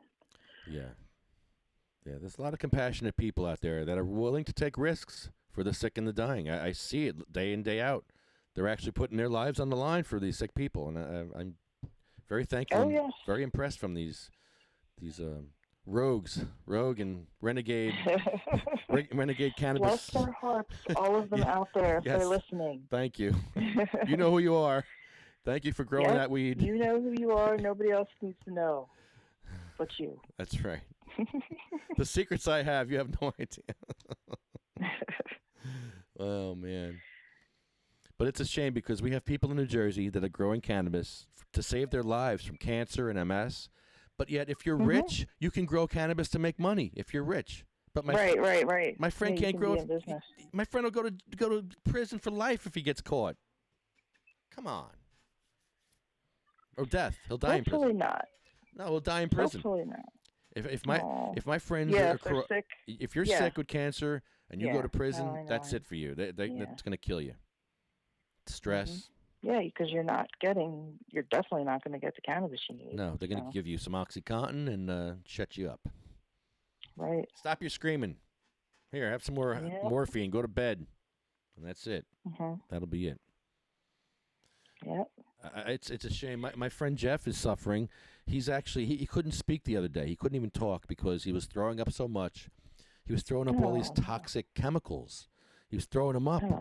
And it was just irritating his throat, and he couldn't talk. And it's just, And this is the hospital that took his cannabis away. They took his cannabis away last time he was there. That's terrible. Called the cops and everything on him. They're so, And by now they should know, though. Like they've had to take, everybody in healthcare has had to take these CEUs that teach them about cannabis. So how could they do that to somebody after, learning a little bit about it? That's crazy. It's shocking. The ignorance is wow. They just want to keep their jobs. And they want to explain why you should give your cannabis to the police officer. Like, no, why should I give my cannabis to somebody? I need it. Cops don't need it. I need it. Right. Like, what are you giving the cops for? You're a great, weed getter backer. Oh yeah, we got a freaking quarter-pound back for that one guy. We got a quarter-pound of weed back, and guess what? It wasn't even dispensary weed; it was street weed, and we got it back. Good, right, awesome. That's right. Give it all back. That was great. You can't prove it wasn't his. He had a bag full of jars. 50 jars he brought in there. He's like, hey, give me my weed back. Really? And they had to give it back. That was the best thing ever. Oh, that is funny. Oh, yeah. Bless your heart. Thank you. We got to. We have Thank to. you for doing what you do. We got to help each other. We have to help each other. And the wheelchair stuff is awesome. Oh my God. I just want to say I saw your thing the other day. Oh my and God. I was watching it and laughing so hard, but I was like, that's total. I was like, that's very Christ-like, man. Like, I don't see a lot of people doing like really Christ-like stuff, but that struck me as very Christ-like. So I wanted to commend you. Well, thanks. I'm pretty far from Christ, but yeah, not far, but I'm not. I'm definitely not. You have some. I may look like him. You imitate him from time to time. I may look like him, but no, I did it all wrong. I was doing it wrong. I meant to make ramps for everybody. I was going to take pallets and build ramps for people. That was my thing this year. Really? Yeah, I said that. And I started measuring in January, and I got assaulted measuring. I don't know if you saw that video, but I got assaulted measuring a guy for his ramp. So, yeah, it's crazy. So I get very emotional, and I go without a buddy. And I go up to a pharmacy that has no wheelchair access, and I ask them. I said, "Hey, do you take Medicare and Medicaid?" They said, "Sure, we do." I said, "Well, you're not supposed to because you have no wheelchair access." He looked at me like I was crazy. They didn't get it. They didn't understand. He didn't get it. And then I went to the other guy in the restaurant, and I should just build him a ramp now. I'm going to go back and build that guy a ramp. I know he was a jerk, but you know what? He should get a ramp. That's one way to actually get them there. If the business owners are like kids and aren't gonna, cover the expense, that's crazy. Well, no, we're gonna do it. Did you see Lego Grandma? Have you seen that? No, I saw that in the post, and I was like, oh, I gotta hear this about the Lego Grandma. There's a lady in Germany that's in a wheelchair, and she builds wheelchair ramps out of Legos. No shit. Yeah. That's awesome. It's a game changer. Wow. It's a game changer because now That's pretty cool. instead of making pallets into ramps, we're gonna have ramp making parties. Kids, everyone. We're gonna just play with Legos and build ramps. Dude, that is awesome. Yeah. I love it. She's an angel. She came from heaven, this woman, to solve our problems. Wow. I was like, I wonder if that's gonna make me look for at every Goodwill for Legos. Yes, please. As many Legos as I can find. Give me some Legos, or just get them yourself and make yourself a ramp. I'm sure you have places in PA. Yeah, it's gonna take a lot of Legos though. I know, thousands. That's a big surface area. I know. There's a blueprint for it, and you have to glue them all together. You can't just put it together. You got to glue it together. Sure. But it's amazing. Thing would crumble. So cool. Wow, that's a great idea though. Yeah. I'm sure if you used the proper adhesive, you could make a good solid structure. Yeah. I'm just so stoked when I saw that. I'm like, it was a game changer for me because now I'm like, okay, we're gonna have ramp building parties all over Broadway this spring. I'm gonna get the high schools involved, and we're gonna go to all the schools and get the kids involved, and get them to donate Legos. Donate Legos and go build some ramps. You're gonna need so many Legos, dude. There's a. I'll try and get some together. Lego Drive. Yeah, Lego Drive. Lego Drive. Lego Drive. It's crazy, but it's gonna work. This solves our problems. Yeah. I put a picture of the Lego Grandma And then people will be like interested in the story, and they'll be like, "Oh, Did, damn it!" And then we'll like get the word out. Yeah. and she's been in a wheelchair 25 years, and this is just a brilliant idea. Smart, smart woman. Sure. It brings so many other things into play because we have a psychedelic wheelchair group, and now we have a psychedelic ramp group. It's a psychedelic ramp. Wow. It's like, Wow. Man, I wish New Jersey wasn't so far from me. But I would love to make it to a Lego party, Lego ramp building party. I will try to get like a crap load of Legos. yes, we want to have ramp building Together. parties. Sounds good. So are you, I saw it said something about you being on an advisory board. Yes. Is that, I'm just wondering how we can find out how to get autism on your list. Who might know? What do you want to do? I mean, besides, we could go bug politicians, of course. Mm-hmm. That's always an option. But if we knew a little more about, unfortunately, I just know PA, and I don't even know PA's ins and outs that great, but I definitely don't know New Jersey's. So if anybody that you know, or anybody listening, knows or has any advice or suggestions on how to add autism to New Jersey's medical marijuana program, they should contact me. They should private message me and help me. Help me help you. Okay. Yes, that's what we do. We have to help each other. Yeah, like Erica was just down in Louisiana. Is it Louisiana? I think she was in Louisiana, meeting with the hemp company down there and doing like some education about cannabis for autism. She goes all over the place, and she has actually a study coming out through CHOP. Somehow she collected through her organization. She collected a lot of data. Like clinical data for CHOP. And so they have this study coming out. Should be pretty soon. I'm not sure exactly when it's coming out, but like it's a CHOP study. So, people like give that credibility. Whereas, they laugh at us. But if you say CHOP, I'm like, oh. So, are you still there? No, I'm still here. I'm looking. I'm looking at the list here, and I think there's another workaround for autism, and that is anxiety. Yes, I think there are like 2 or 3 that work. Yeah, anxiousness, somewhat. anxiety. That would be a workaround, an off-label, if you will, whatever they call it. That would be. Yeah. But then, there's a lot of like mildly autistic people. I'm doing an interview with a young woman from Lebanon in a couple of weeks. She's a young adult. She's very high functioning autistic, and she gets benefits too. So it's not just severe patients.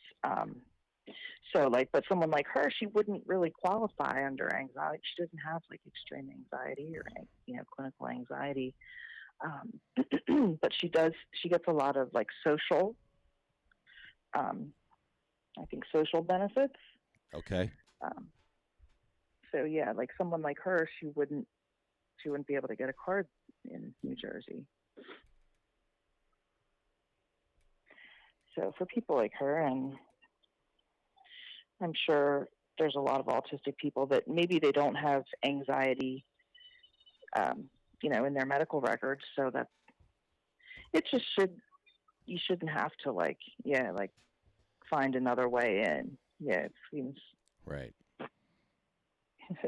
Right. Exactly. Make it easier. Less hoops. Less hoops, more compassion.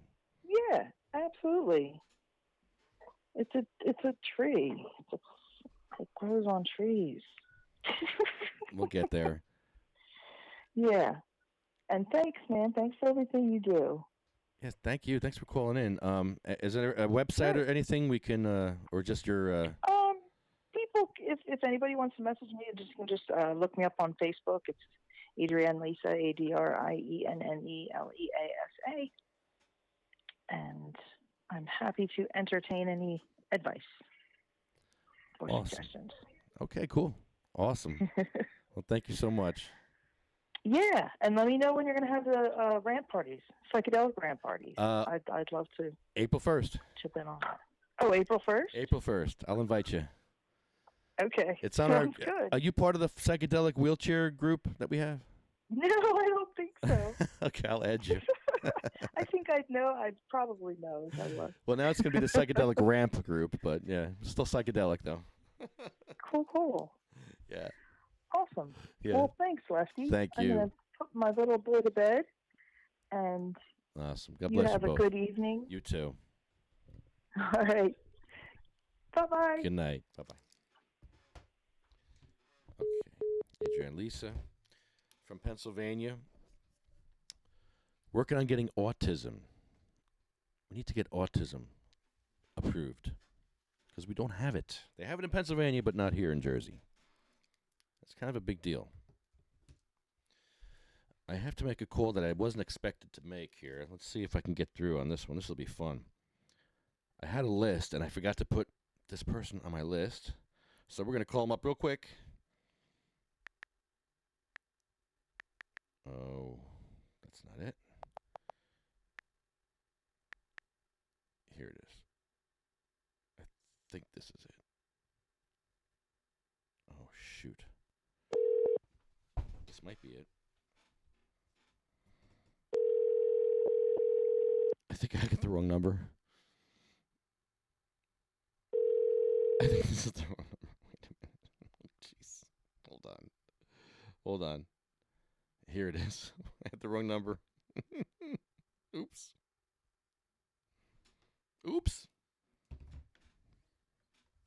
Hi, this is Chuck. I'm sorry I can't take your call right now. Please leave your name and I'll get back to you.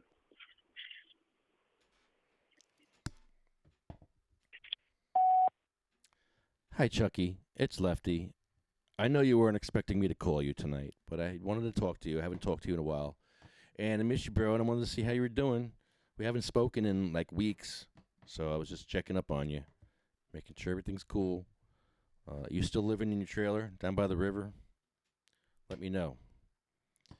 I want to play a song for you, Chucky. It's a commercial I'm working on. We have a new sponsor, Chucky. I'm going to play a song for you from our commercial. You ready, Chucky? It's really good.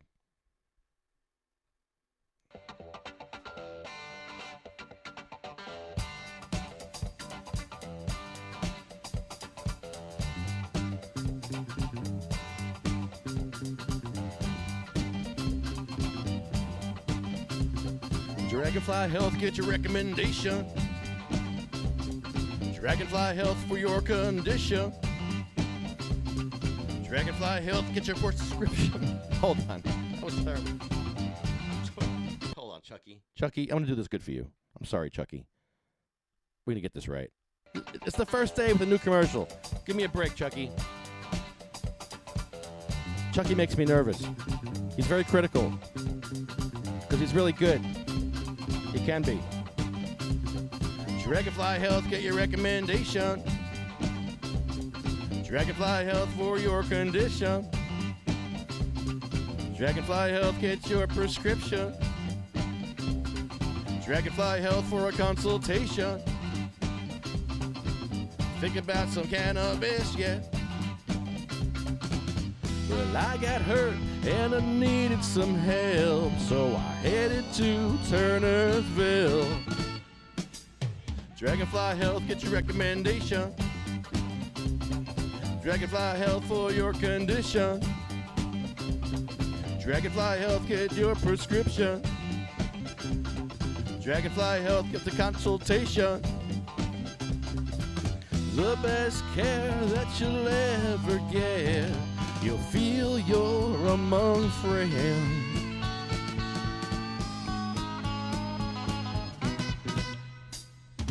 856-341-9758. 856-341-9758. 856-341-9758. 856-341-9758. 856-341-9758. 856-341-9758. 856-341-9758.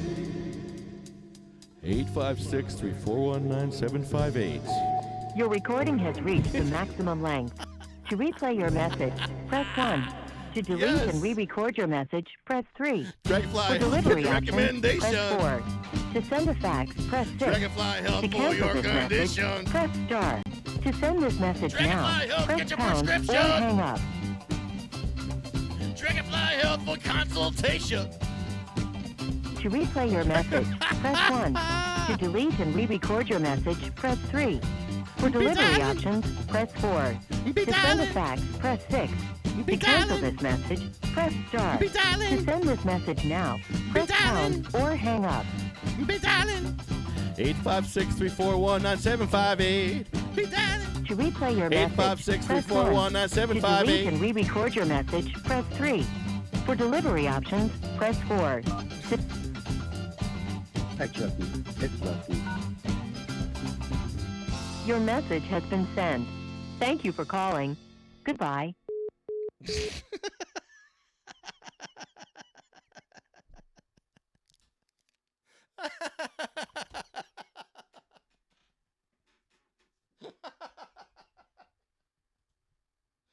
That was great.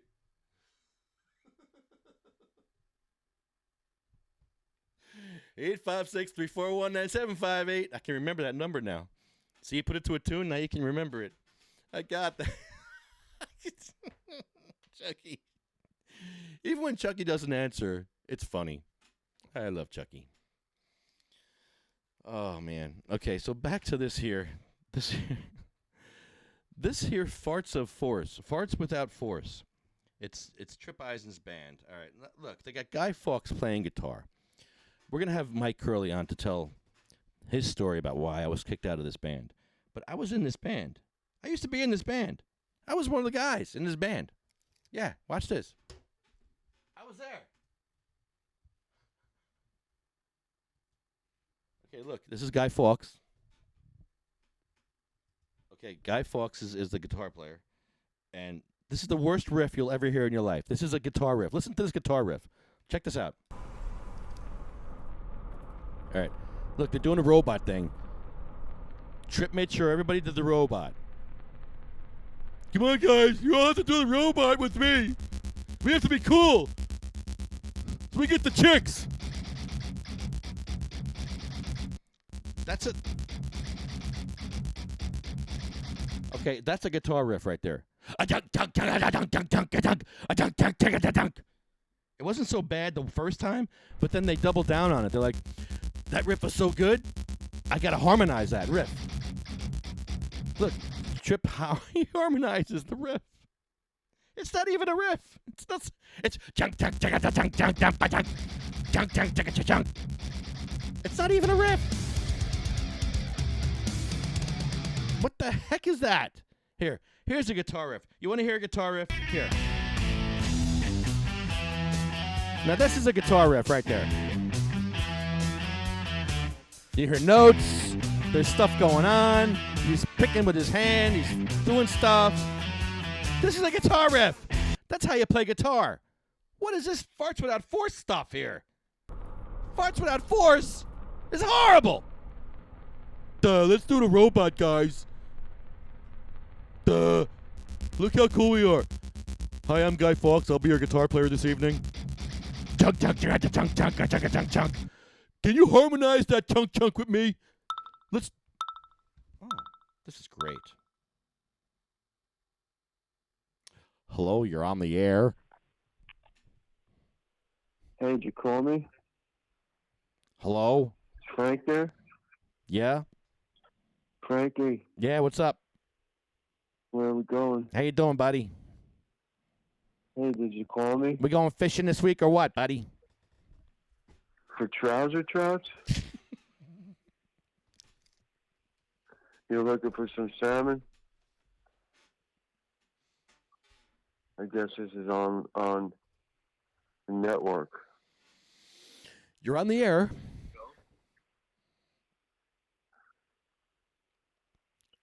You're probably on. You can't hear me. You're on a cloud, probably.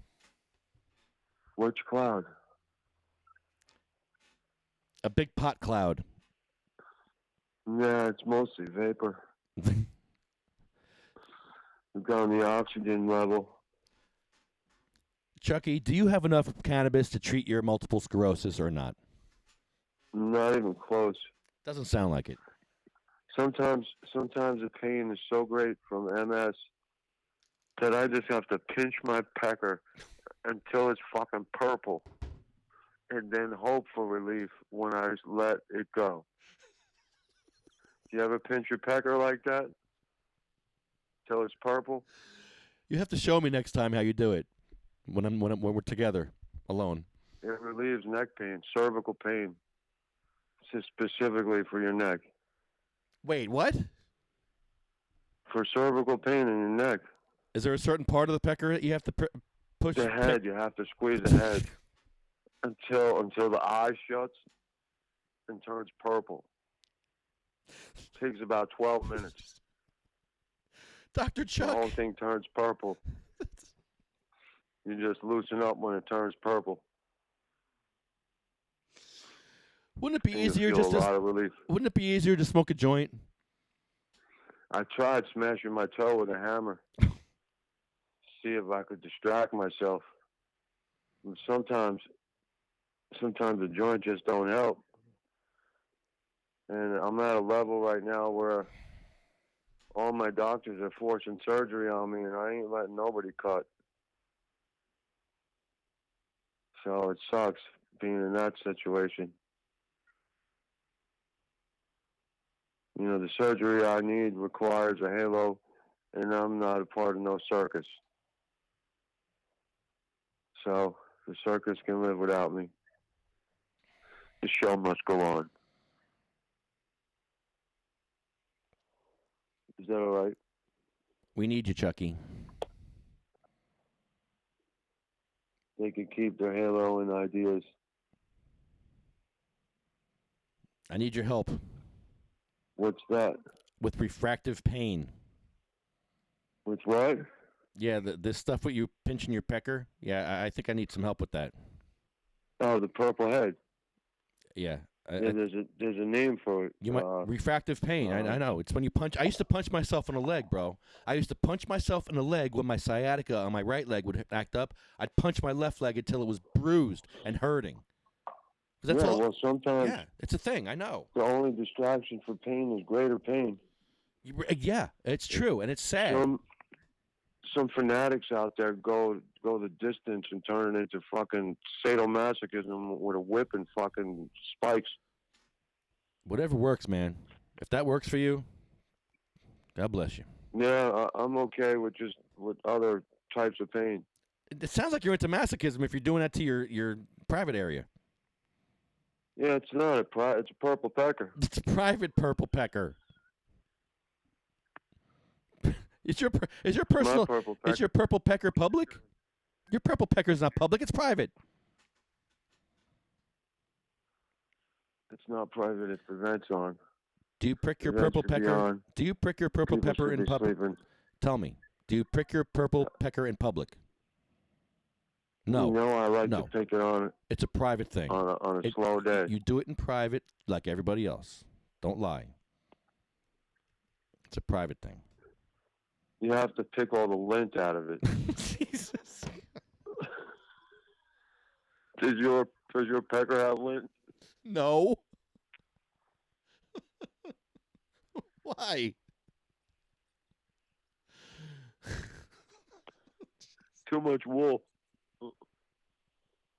Too much wool leads to lint. What are you doing with those sheep then? Stop playing with the sheep. I can't stop eating wool. Stop playing with the sheep.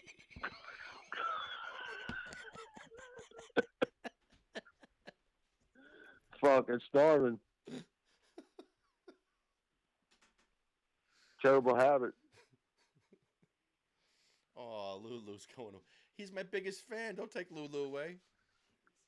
I got to change my vent all the time because of the amount of wool turns to mange. Oh. You know, that much wool. It's ridiculous. You got to put the vent on. Chucky, you're out of control tonight. Kill that wool. You're out of control. Suck it out. Can we get back to your MS? Get back to your MS. Oh, yeah. I don't want to talk the about... Purple Packer. No, the MS. You have MS. This is your... Yes. From 9/11, Y2K, sitting invalidly at a computer for too many hours. You lived in Linden, didn't you, or no? No, I worked in Middletown, right off Laurel Ave. Okay, so you got the pipes. The pipes actually gave you the MS because the pipes are actually degrading, and all those metals from the pipes are seeping into everyone's groundwater and giving everyone. They all in your area. Absolutely. There's like 100 people with MS in your area. I grew up with so many people that now have MS. And none of them burn. Some of them do. Some of them don't. Chucky, it's 1 in 10,000. You shouldn't. It's 1 in 10,000 people have MS, and all of a sudden you got a bunch of people in a 1 mile area with MS. There's something going on in there. In the burg, it's 1 out of 2. And that's not including the locals.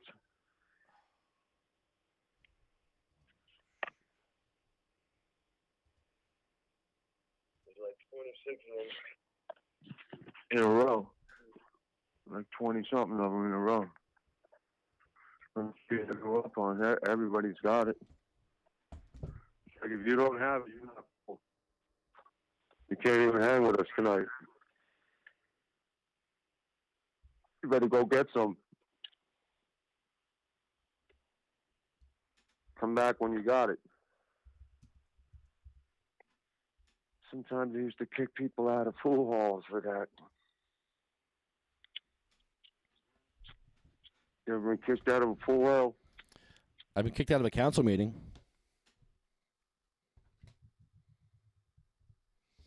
I got kicked out of Surf City. I was kicked out of the council meeting because I called the Republican mayor a commie pinko, and they didn't like that, so they threw me out. Oh, Chucky. He might call back. Maybe he'll call back. Okay. If he doesn't call back, it's fine. If he does, it's fine. Back to this stupid riff. Please watch this video with me, and please explain to me why.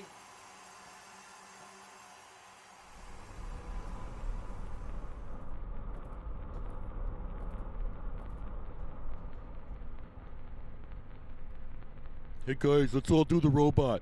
Let's be all real cool. We'll get some chicks out in the parking lot. Come on, man. Oh. Okay. Again, this is not a guitar riff. This is how not to play guitar, boys and girls.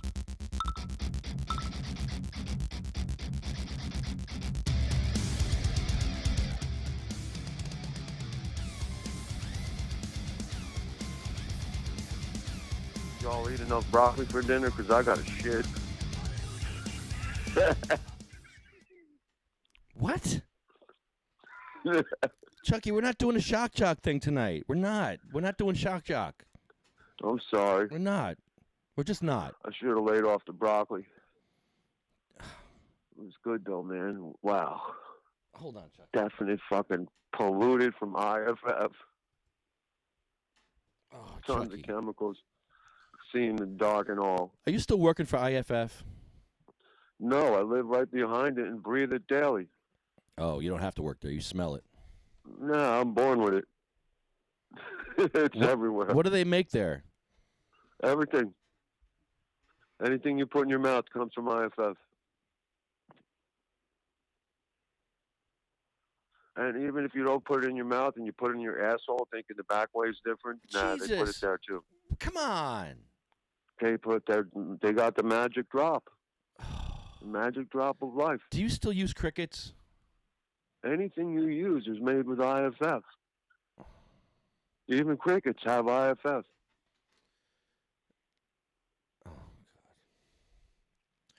Chucky, You what? know, IFF crickets, sometimes instead of chirping, they just spray like polo cologne in the air. The whole fucking neighborhood smells like polo. Ew. You've been doing experiments with CBD and crickets. Do they decarboxylate CBD and THC in a cricket? On their own, they do. They do. Through digestion. Right. They do. Okay, so you've done experiments with this. I've eaten them and felt it. And you feel it. I felt my own self be decarboxylated. You felt the effects of the cricket. I felt the effect of the cricket. I almost called it a crip. That's amazing. They should. They need to put you in a lab and study you. Don't eat the bloods. Only the crips. Chucky, they have to study you in a lab. They really do. In IFF? In a lab. No, a closed, clean room lab. They have that in IFF. Okay. They got people in a bubble. What is bubble? Dude. What's the matter? You okay? You okay? You want me to call somebody? This dude's been living in a bubble for 16 years. Since he's born. They call him Bubble Boy. I saw John Travolta do a movie like that once. Bubble Boy? Yeah, John Travolta was the best. Did he travel to outer space? No, he was in a bubble. Do you see any white ones? Only in his mind. I thought everything was white to him. My big dog is licking her ass right now. I gotta go check it out. Your chihuahua is... No, I don't want to know about your chihuahuas right now. That's just gross. My big dog. Your big dogs are even I grosser. got the canines. Oh, I don't want to know. I got a fucking 130-pound shepherd. Don't let him do that. Stop him. But when I can't find my weed, she can. She finds your weed for you? Instantly. Doesn't lose it. Comes back begging for a treat to trade. She loves some Jims. All right, Chucky, come here. I want you to listen to this riff. Tell me if you can hear this riff. Hold on. Here it comes. What? Can you hear that? Hell yeah. They're from the Burg. You like that? Even player faces. You like it? You ever been faces? That's not even a riff. Yeah. This is a riff. Faces. This is a riff. I remember that band. Hell yeah. Yeah. She was great. This is how you play Bring it guitar. back. Right? Yeah. That's also the first cookie. Now that's a guitar riff. This other thing here. Yeah, it's pretty good. This thing here is a band called Farts Without Force, and they're horrible. Farts Without Chords. Farts Without Force, and they threw me out. Oh. They threw me out. I'm ready for playing the flute. They threw me out, and they have horrible shit riffs. You can't play the skin. Got shit dicks with shit riffs. Shit riffs. Shit They're riffs from everywhere. shit dick. It's a shit Some riff. people just don't play the skin flute. It's horrible. Hey, let me harmonize that my shit riff. chihuahuas. Oh. Welcome home. Hold on, Chucky. Hold on. You're on the air. Oh, are you on? Hi. Hi, how are you? How are you, Lid? Good. I made a commercial for you guys. Did you? Yeah. Can I hear it? I've been singing it all night. I didn't get to hear I was getting my hair done. You need to tell me what time to call. Oh, okay. Yeah, that happens usually when you text that. I'm sorry. Hold on, let me merge calls. Hold on, we got Chucky here. Let's talk to Chuck. Also. Kind of like echoing. Oh, I'll fix that. Okay, is that Are you better? there? Yeah, we got Chuck Kwiatkowski. Hey. Chuck, this is Lee. So No, I don't think so. Chucky, be Okay. nice. You got a nice girl on the phone. Be nice. No, Okay. no crickets. Hi, Lisa. We're at GH. It's Leah. Hi. Leah. Are you from Texas? No, she's our new sponsor. She's our new sponsor from. Oh. Not from Texas? No, she's our new. No Texas girls here. Oh, I thought you'd have Jersey some. girl all the way. Oh, cool. I want someone from Texas. I want to hear the word reckon. Well, I definitely don't use that word, but you know. Can you make biscuits and gravy? I'm an Italian cook. Biscuits and gravy, the sausage gravy. Italian biscuits. Nope, no biscuits and gravy, nope. It's a Southern American thing. I know You gotta that. go anything past Georgia, they're eating biscuits and gravy. Oh, I know. I definitely know. My friend lives down in Georgia. I love their sausage gravy. It's good stuff. They got some good sausage. So how are you guys tonight? How's everybody? I'm really baked. I can tell. I can hear it in your voice. I'm to a dispensary this week. I was just waiting for my income tax check, and I want to know which place has the strongest edible or vape or something, because I'm about to have major surgery on my face, and I'm not going to be Well, able to there's so smoke. many places that have edibles in New Jersey. That's the kicker with the dispensary. So Oh, I because can't- we don't have much in edibles, What if I drive to kind of minimal. Massachusetts? Oh, well, the whole thing with doing that is if you bring it back, you're crossing state lines, which falls into federal risk. To each their own, but just so you know the risk you're getting yourself into. Yeah. I always keep it up my ass, so I'm all right. Oh, come on, Chucky. I got a big ass. Really, Really? that's really not worth it. It's not. Yeah, it's not worth it, Chuck. No, But if you got, not if you, even in the slightest. Listen, Leah. if you force them, if you force them, Oh, like, not even in the slightest. Leah. some of the boys get disgusted. Leah, I'm gonna call you back in a few. I'm gonna call you back. This is not working. You know what? This is not working. I'm calling you back. That sounds like listen, You I'm guys- laughing, Chucky's right? way too high. You know, Chucky, I'm Someone hanging have up. a shitty idea. Chucky. Lefty, you know I am always nice to everybody regardless. It doesn't matter. I'm good. But if you want, you can get a hold of me because I have to talk to you about a few things anyway. I know. To me? I'll call you right back. No, Chuck, you're good, Chuck. You just be high and enjoy your Yeah, night. Chucky, enjoy your night. You're high as whatever, and enjoy yourself. I'm going back to Texas. I will call you both.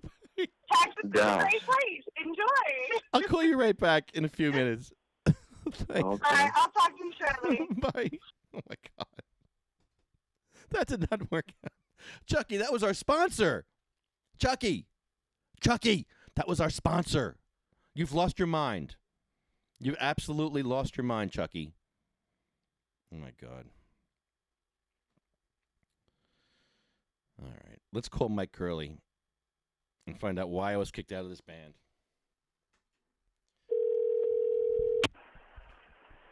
Hello. Mike Curley. What up? You're on the air. What's up, my man? I'm doing all right. How about you, dude? Awesome, bro. Awesome. Mike Curley's from a band called Husk. They're from Easton, PA. They play all around. You played with a bunch of bands. I was playing some stuff before from you guys, and I was also and I was playing a band called Farts Without Force. Have you ever heard of them? Oh, Face Without Shame? No, Farts Without Force.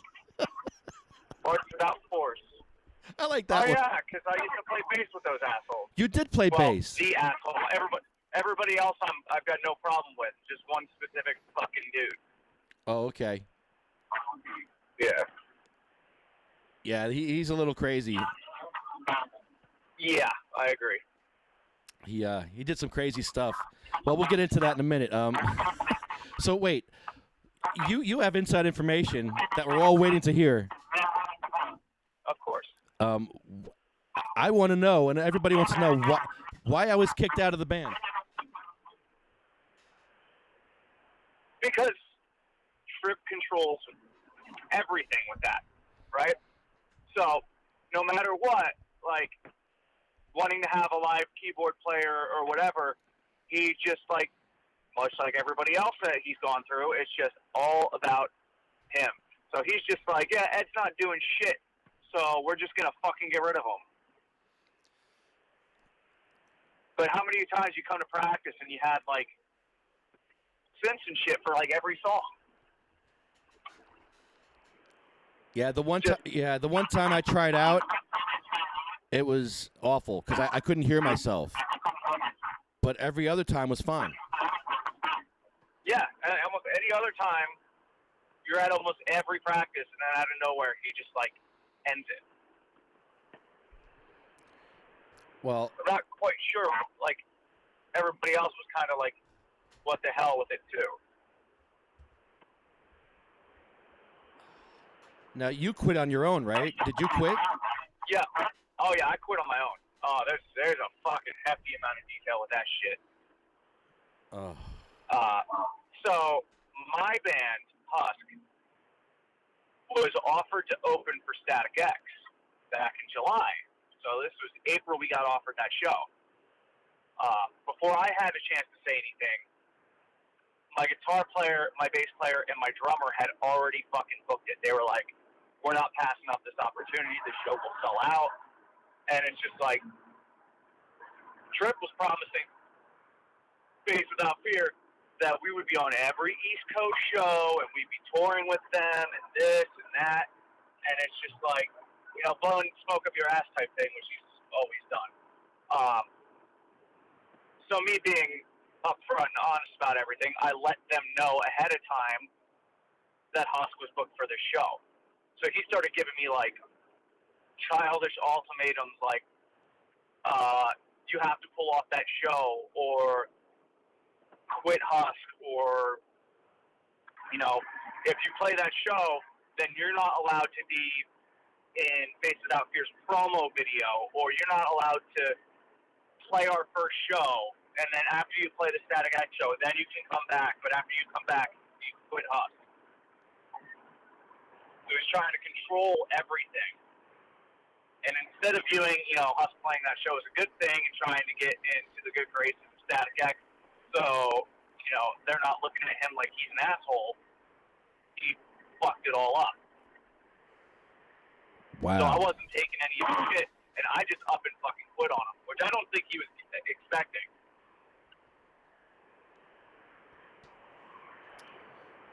Wow. And then come to find out he's going to be about a bunch of shit, like, act like everybody in that band is expendable, like, and it sucks because I was there longer than everybody else that he has in that band right now. I was doing his shit longer than before he even brought you in. Fucking 3 years of my life I fucking dedicated to that project, and he gives me childish ultimatums and shit, and I was like, nah, fuck that. Yeah, I remember the old drummer. And Tom is just amazing. The new drummer, Tom, is really good.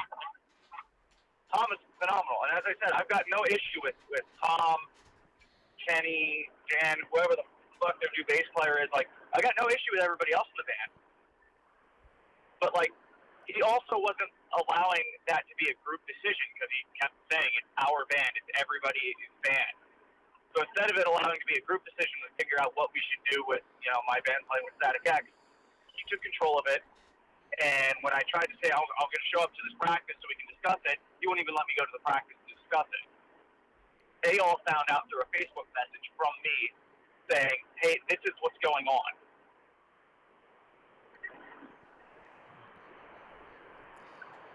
What a douche. Yeah, that's pretty much what it was. It's like somebody I grew up listening to and whatnot defended to people all the time just for him to, you know, turn around. You think he's your friend and stuff like that, and he just basically shoves it in your face that you're some expendable person you weren't really, you know, worth working with.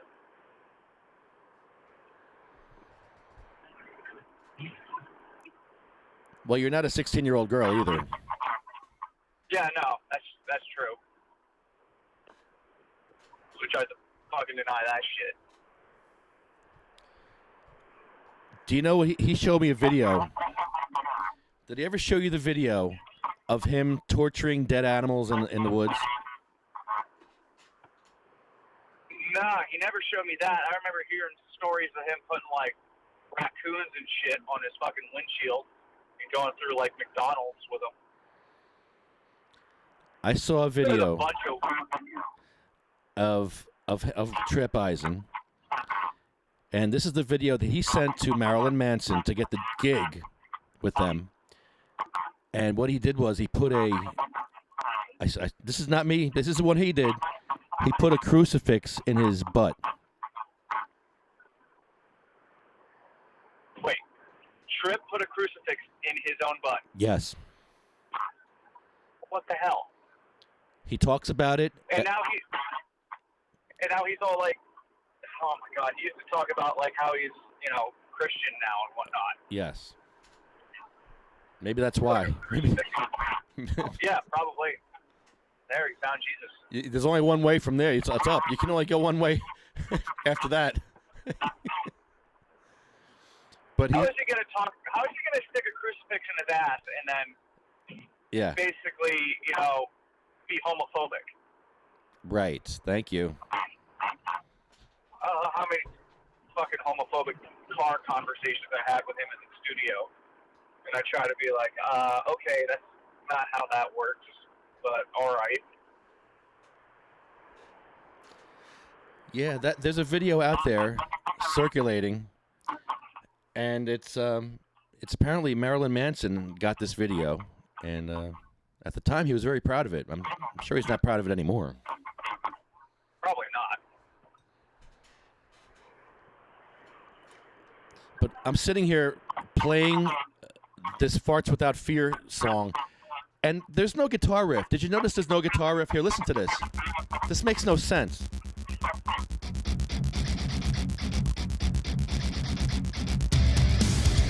What is that?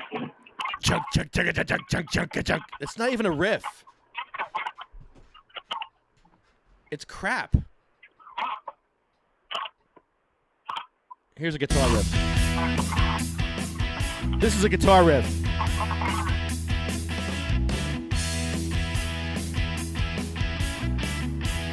Well, that was the only thing that even kept me in the music was the music. Yeah. Fucking, oh my gosh. Yeah, horrible. And the one guitar player, he looks like Guy Fawkes. He went to fling the guitar around him like Trip does, and I think he hit Tom the drummer. Oh my God. Watch the video. Freeze frame it. That guitar did not go all the way around. He didn't make it. I never even watched the video. Like, I just see all of it. The stupid, like, suit idea thing that he had going on. It was, yeah. It was like, Let's okay, all. why the suits? Why the suits? Every fucking photo shoot. Hey guys, let's do the robot together. Come on, everybody do the robot now. Everyone, come on. Do the robot with me. Like, really? Did he Never watched the video, but I'm assuming there's a lot of choreographed, like, 80s wannabe shit. Did he make you do the robot ever at practice? No, he didn't. Thank God. The last day that I was at practice, I brought 2 dead cats into the practice with me. Yeah, I remember that. Was he shocked about that, or was he upset, or what did he say about that? He was just like, that's just Ed or whatever. But I think that was the one time he was just like, he's like, yeah, I don't think we're gonna bring Ed back.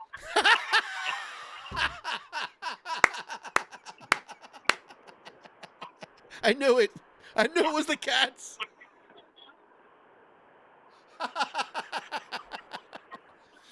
And he's such a hypocrite because he put dead animals all over his car. He put a dead bird in his antenna. He's a wacko. Oh, you'd be talking about how animals don't have feelings or any of that. Yeah, give me a break.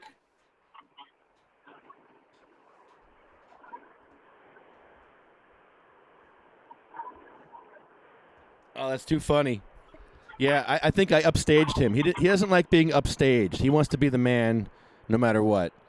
And if you upstage well, yeah, him... clearly, considering, he couldn't get on the Static X shows, and you're, a no-name band like Husk gets booked.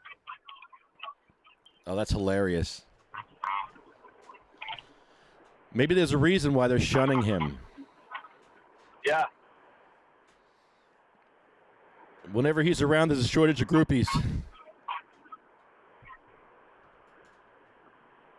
Yeah, I was hearing a bunch of stuff around the people who were working with Static X and whatnot, but I'd rather not go too much into detail about it. Yeah. I was at that show, the Static X show. It was pretty good. Which one did you go to? The Saraville. Yeah, the whole tour, from what I'm understanding, was phenomenal. And, that was one of the best shows I've ever played. Nice. It was crazy because they had Wednesday 13 basically open for us at that one. Oh, man. How was that to open for them? Oh, it was great. I grew up idolizing Static X, so. And then to know that afterwards that Tony and the band wanted to meet us and whatnot, so they gave us, VIP passes for the end of the night, hung out with them and everything. It was just they're great dudes, and it's an all-around, fun experience. I saw that. That must have been awesome. Yeah, did not expect to have them want to meet us or anything like that, or see Tony wearing our T-shirt. It's pretty fucking cool. Yes. Did you see the singer without his mask on? I did. I'm not.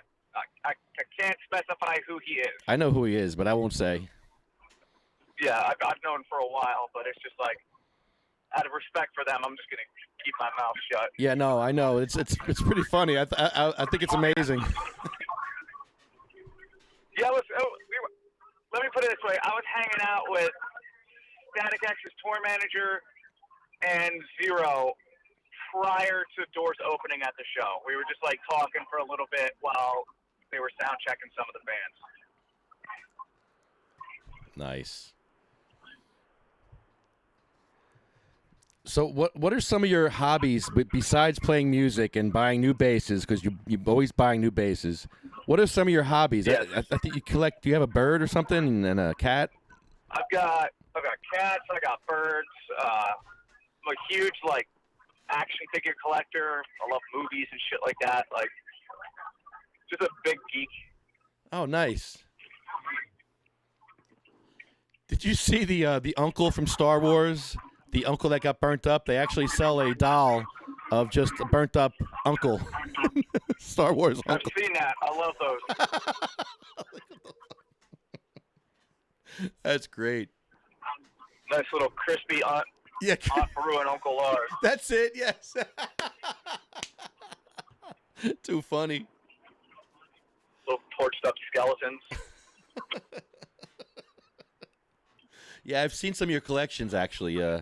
You posted some pictures. It's pretty cool. Yeah, no, I've been collecting for years, so. And you take them out of the boxes, too. You actually take them out of the plastic. Yeah, I like displaying stuff. Some stuff I keep in the box, but others, it's more a display thing for me. Yeah, that's cool. So cool. Well, I'm gonna play one of your songs here. The one that I really like. I like both of them. Do you have any more than these two, online, or just these two? It's just those two right now. Okay.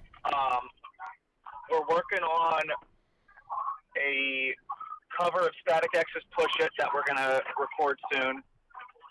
And then this summer we'll be recording our first album. Oh, nice. Yeah, this is good stuff here. Yeah, that's our CKY cover.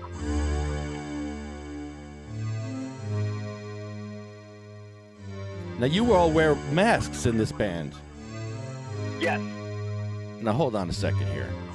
You actually, from what I understand, these are actually very heavy masks They're actually made from flesh and No, they're bone of real people.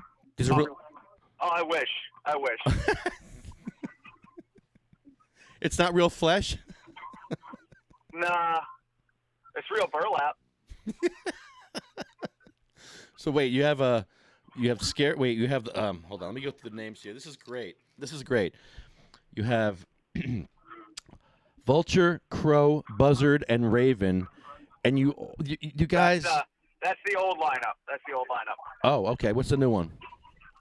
So there's Vulture, who's me. Crow is my brother. He's the guitar player. Right. We have Raven, who's the drummer. We have another guitar player now who goes by Osprey. Oh, that's right. Yeah. And we have our new bass player, Owl. Owl. Okay. Yep. Yeah, he's also the bass player of a band called Siren. Nice. And you don't play any instruments in this band. You're solely the singer. Yeah, solely frontman for this project. I help write some of the music here and there, but we wanted a frontman persona in this band. See, Tripp didn't even utilize you correctly because you could sing, and he wasn't even using you as like a backup singer at all, like as much as he should have. It was horrible how he utilized you. It was like stupid. I originally auditioned as singer. Yeah. And I got shifted to bass because the bass player wasn't working out.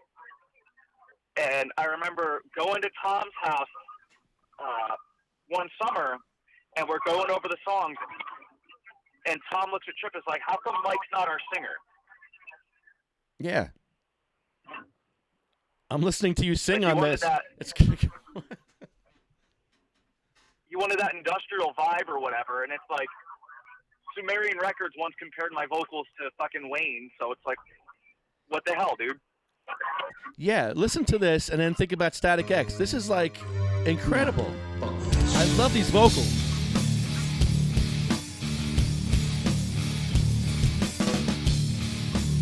Nasty. Woo!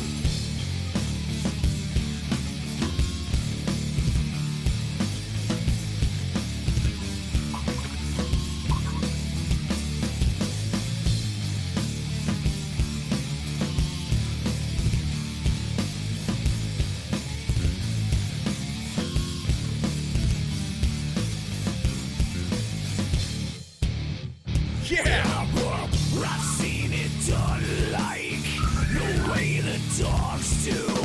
I think it over. We're standing here now. Your phony life and you know it's all dry. Can't take it. You will see. Not more than others. Your phony life. Like I don't hear them. I tell you something when we get to the desert it's Dude, you should have been the singer for... oh my God, this is so good.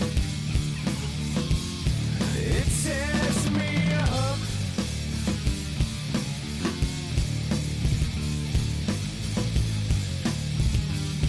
Yeah. To a truck stop. My luck is over. The plan is failing. Oh, I think This is awesome.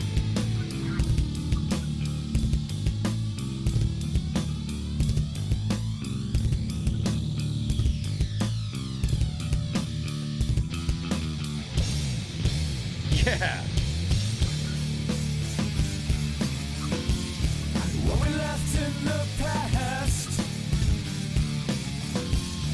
It tears me up.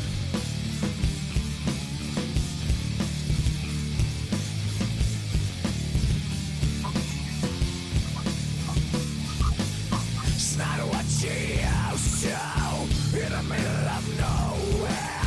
But I'm an old man. I love to understand lie. Your phony life and you know it's all try. If it seemed I had my self-control, that's a lie. Oh, come on, man. That is rocking. Oh, man. Dude, you guys blow away this band that Trips in. It's just you blew them away. It's amazing. We try. We try to upstage anybody we play with for the most part. Oh my God. This is All right, where's the other one? Here, this is the other one. I'm gonna play this in a minute. You got another song that I guess you guys wrote yourself. Yeah, this is we get a lot of the crowd interaction with this one when we play it live. I love it, and you have a heavy sound, but you actually have guitar riffs, like Trips band. Yeah. It's just like chugga, chugga, chugga, chugga, chugga, chugga. You guys are actually playing guitar. You're playing your instruments like normal people. I like this. I appreciate that. What the hell was Trip doing? I don't know. Here it is. Oh yeah.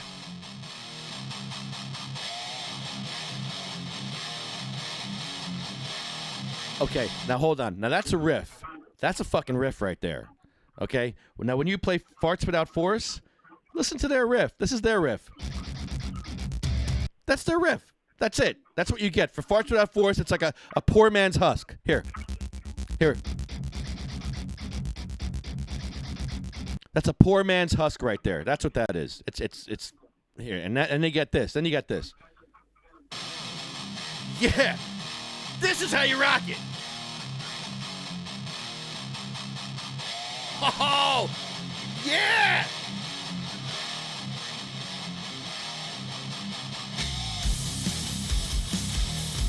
This is how you do it.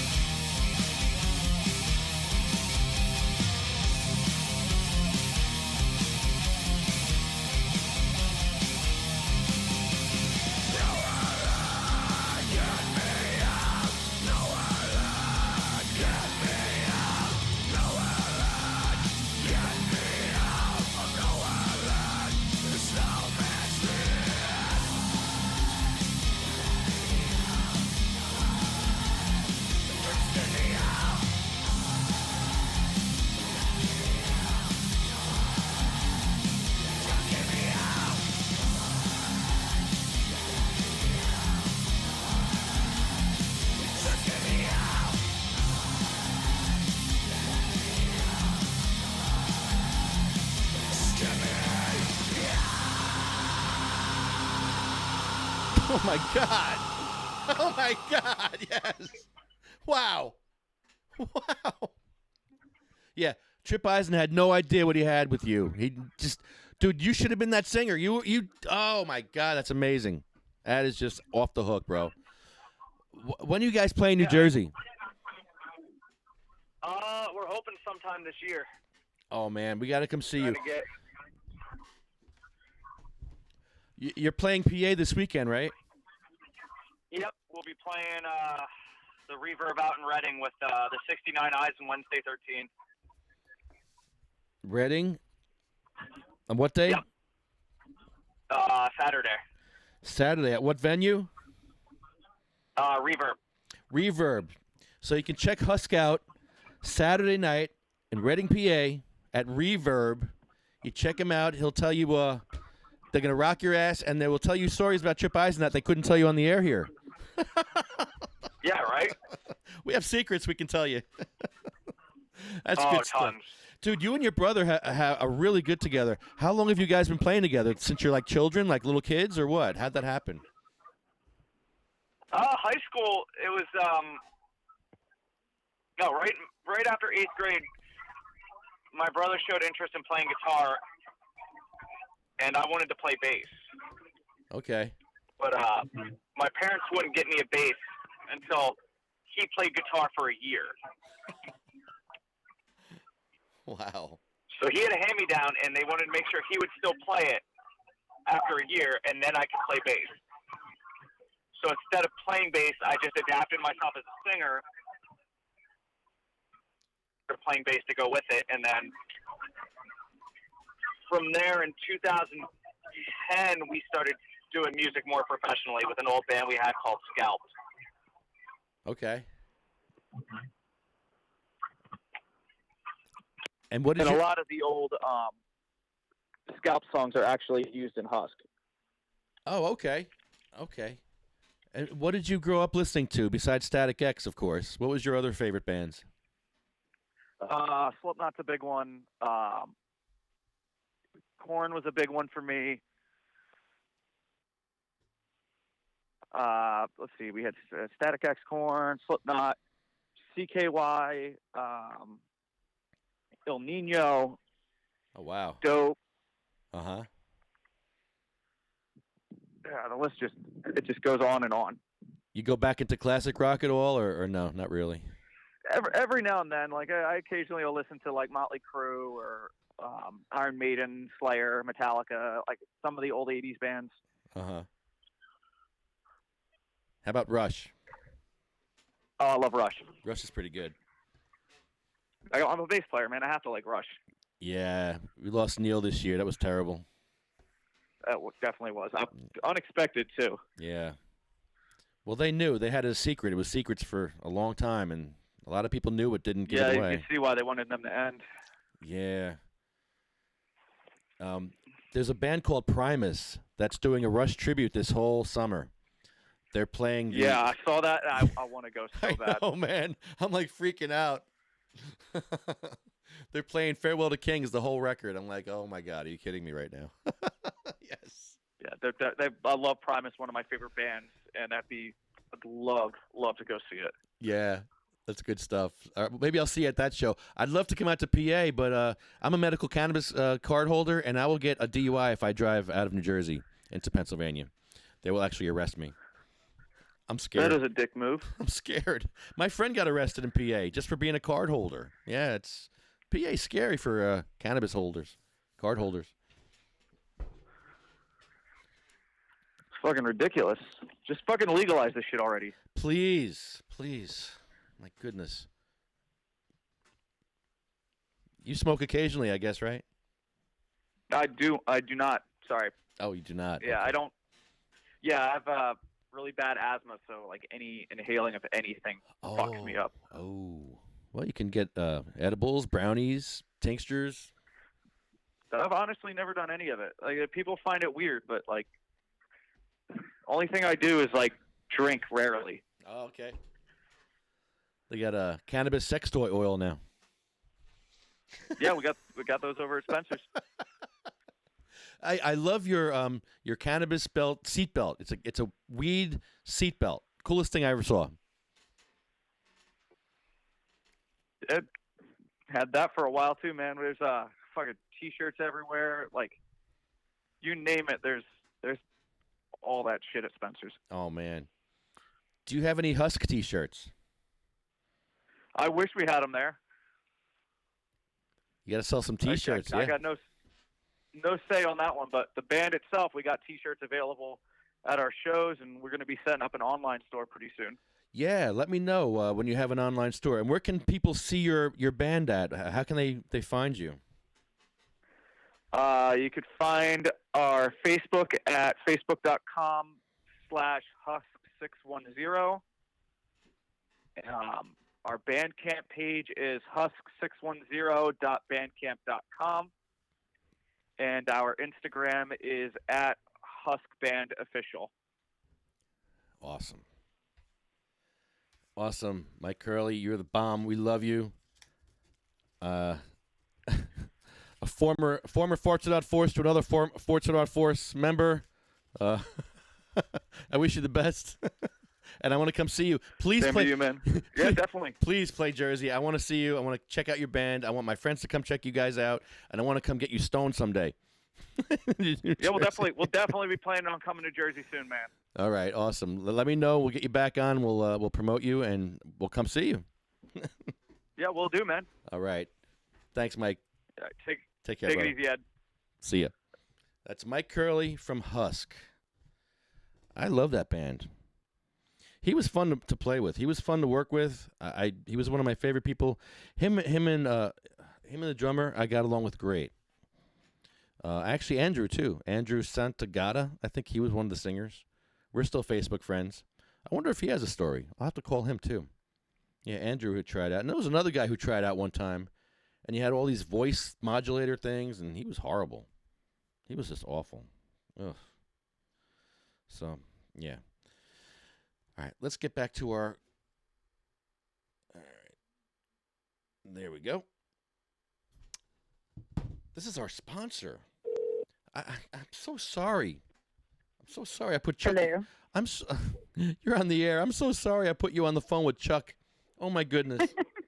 I just. That's fine. It was no big deal. I didn't mind. He's out of his mind. I'm sorry. No, he's not out of his mind. He's just extra high. Yeah, it's extra high, and yeah, he does suffer from a lot Not of hurting pain. nobody. Yeah, and he's suffering. He's suffering just like the rest of our patients around here, and I'm glad that you have compassion for us. Thank you. Well, he wasn't nasty to me, so. He's just crazy. As long as you're nice, I'm good. Yeah. But you're very compassionate. Actually, even sometimes when they're not. Yeah, you deal with everything.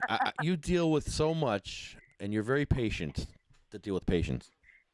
I enjoy being that way. You gotta have people being nice. You should have people. If everybody tried that, things would be different.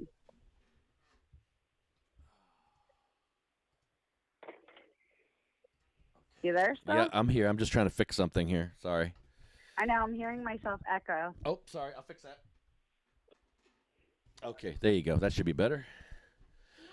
But thank you guys for sponsoring our show, and I have a song I can play for you in a few minutes. I have a jingle I wrote. I want to hear it. Oh, I've been playing it all night. The fans are probably sick of hearing it, but I'm going to play it again. It's, I went from work. I went over to get my hair done, so I was fixing the scary. So I didn't get to listen all night, and so yeah. Sorry. I went straight from work to hair. All right, let me find it. Let's get it. Let's do it. We'll do it one more time. Will I be able to hear it on the fan? Yeah, I think you can. Let me know if you hear it. Well, we'll have to find out. Can you hear the music? I can hear it. You hear music? I do. Really? Yeah.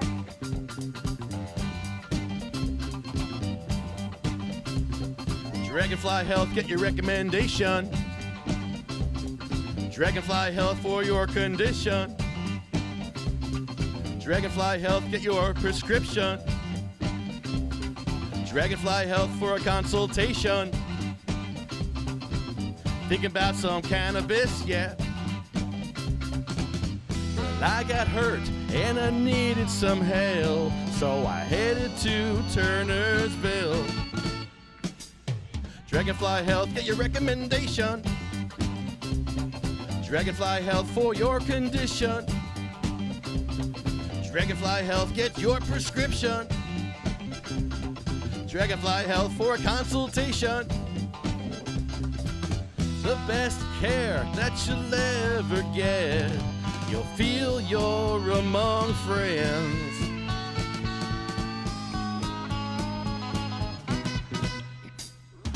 856-341-9758. 856-341-9758. 856-341-9758. 856-341-9758. Be dialing. 856-341-9758. Be dialing. 856-341-9758. Be dialing. 856-341-9758. 856-341-9758. 856-341-9758. Dragonfly Health, get your recommendation. Dragonfly Health for your condition. Dragonfly Health, get your prescription. Dragonfly Health for a consultation. Dragonfly Health, get your recommendation. Dragonfly Health for your condition. Dragonfly Health for your prescription. Dragonfly Health consultation. 856-341-9758. Be dialing. 856-341-9758. Be dialing. 856-341-9758. Be dialing. 856-341-9758. Be dialing.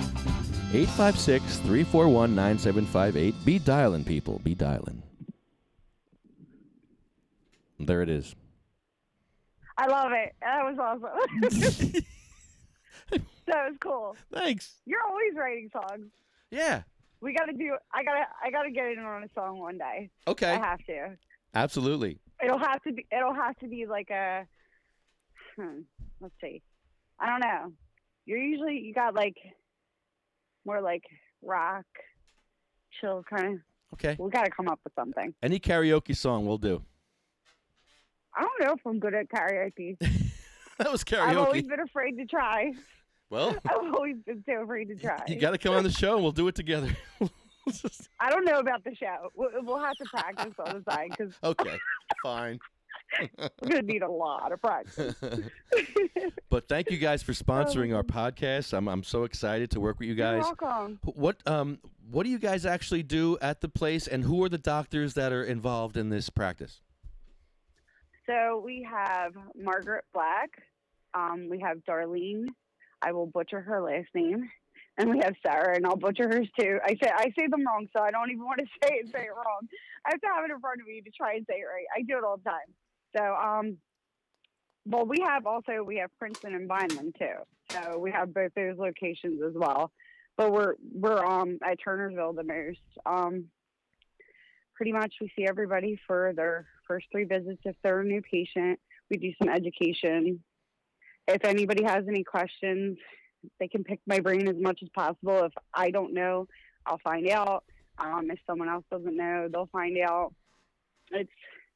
We try and make it flow as fast as possible for everybody with following things that we have to regarding the state with getting their card and everything, because we don't want to hold everybody up. The major hold up is just waiting to get your card in hand. So that's like the longest wait with everything. But we try and make it as easy as possible so that, if you had anxiety about getting your card, call me, talk to me. I'll help you with it. I'd rather help you and you feel comfortable about what you're doing than not to feel comfortable about it, because it's a big decision. It costs us a decent bit as patients. So, I'd rather you be happy with what you're doing than not. And it seemed to help a lot of people. It's been a lot of help for many, many people. Hopefully we'll kind of keep moving forward with everything that New Jersey needs to do for us as patients. So Awesome. I don't really know what to say. I had a long night. It's my after work and got my hair done for a few hours brain. Oh, nice. Nice. I needed it so bad. So I'm like, after I sat there for a couple hours doing that, I'm like, I'm so ready for bed. So what? I can't believe you're on this late. I'm like, goodness. Yeah, we're on for a couple more minutes, but yeah, I'm happy to talk to you a little bit more about what kind of patients are you guys seeing mostly? What's the biggest illness that you're seeing? So the biggest I'm noticing that I've even heard within just friends of ours, patients that come in, mainly a lot of things are anxiety and chronic pain. They're the biggest ones. Yeah. They're also the biggest ones that a lot of people fall under because a lot of people have anxiety, which is a shame because anxiety, like once you start going down that route with your anxiety and something bothers you, if you keep going with it, it just gets worse. So that's one of the hardest I notice with patients.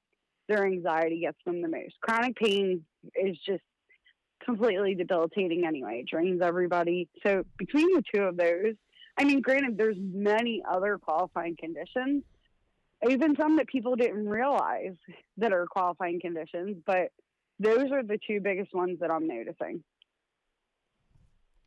But the anxiety patients get the most stressed about it because they don't know what they're getting into with things. So explaining to them, making them feel comfortable, ask me a million questions.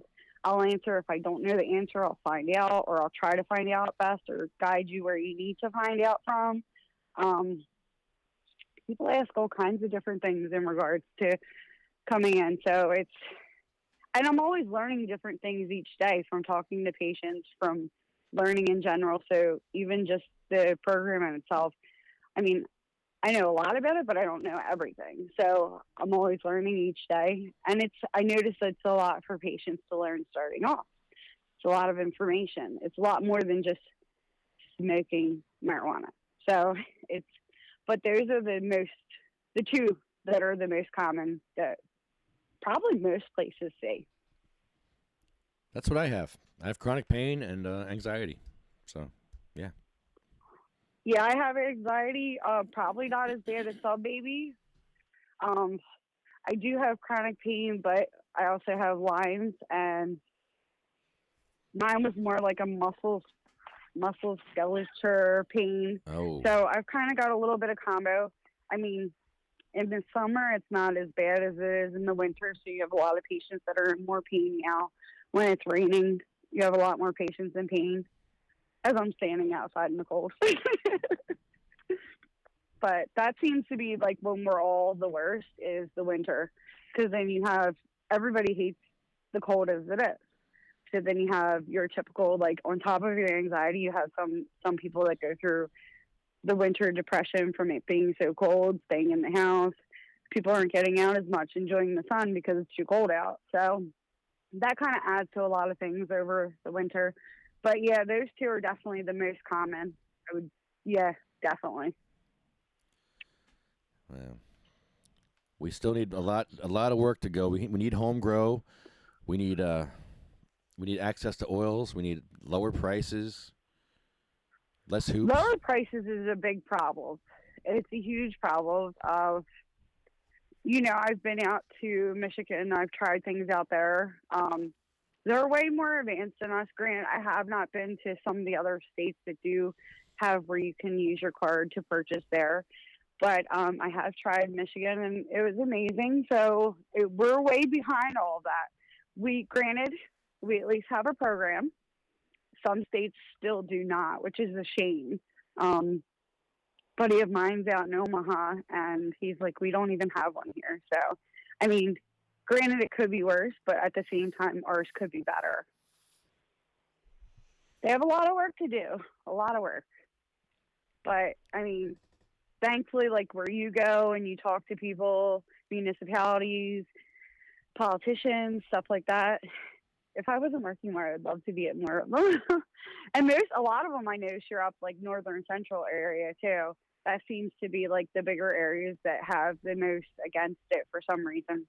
I don't understand it because, I mean, my town was all for it. In fact, it probably helped this town a lot. And if you weren't a patient, you wouldn't have. I mean, granted, now you can smell when you go past there. You never used to be able to, probably because of all the extra extractions that they're doing. But used to not be able to smell it going past over in Belmar. Now you can. But when I first became a patient, I wouldn't have known it was over there. I would have had no clue. So people don't realize that you really kind of don't notice them there. There's not problems at these dispensaries. So it's more or less the stigma keeps playing out. And I mean, I was never really for it before I needed to become a patient. This was my last resort. I'll be honest with that. You know, but this helped me quite a bit. All the different pills that they tried me on were very debilitating in regards to me getting out of bed. Instead, okay, it might help a little bit with pain, but then I'm feeling nauseous and dizzy. So was that really helping me? Granted, it was like a $5 copay, but was it really helping me? No. Probably killing my liver and many other things in my body at the same time. So this has been a much better option for me. You know what smells worse than a dispensary making cannabis oil? What? Cancer. It does. Cancer is absolutely horrible. And what people don't understand when they do look at the medical program, cancer has no age. Cancer can be in kids. Cancer can be in adults. Cancer can be in anyone. That's the thing is, cancer has no age. It has no discrimination towards who it attacks. You get it, you have it. It's one of those things. So people don't realize, like, why not make it easier for someone to enjoy life? Cancer is horrible as it is. Why make it harder for them? I think that's pretty crappy. We all have enough to deal with as it is. So why make it harder? Not even just for a cancer patient, but for anybody. But specifically cancer patients. I mean, little kids going through chemo treatments. That's horrible.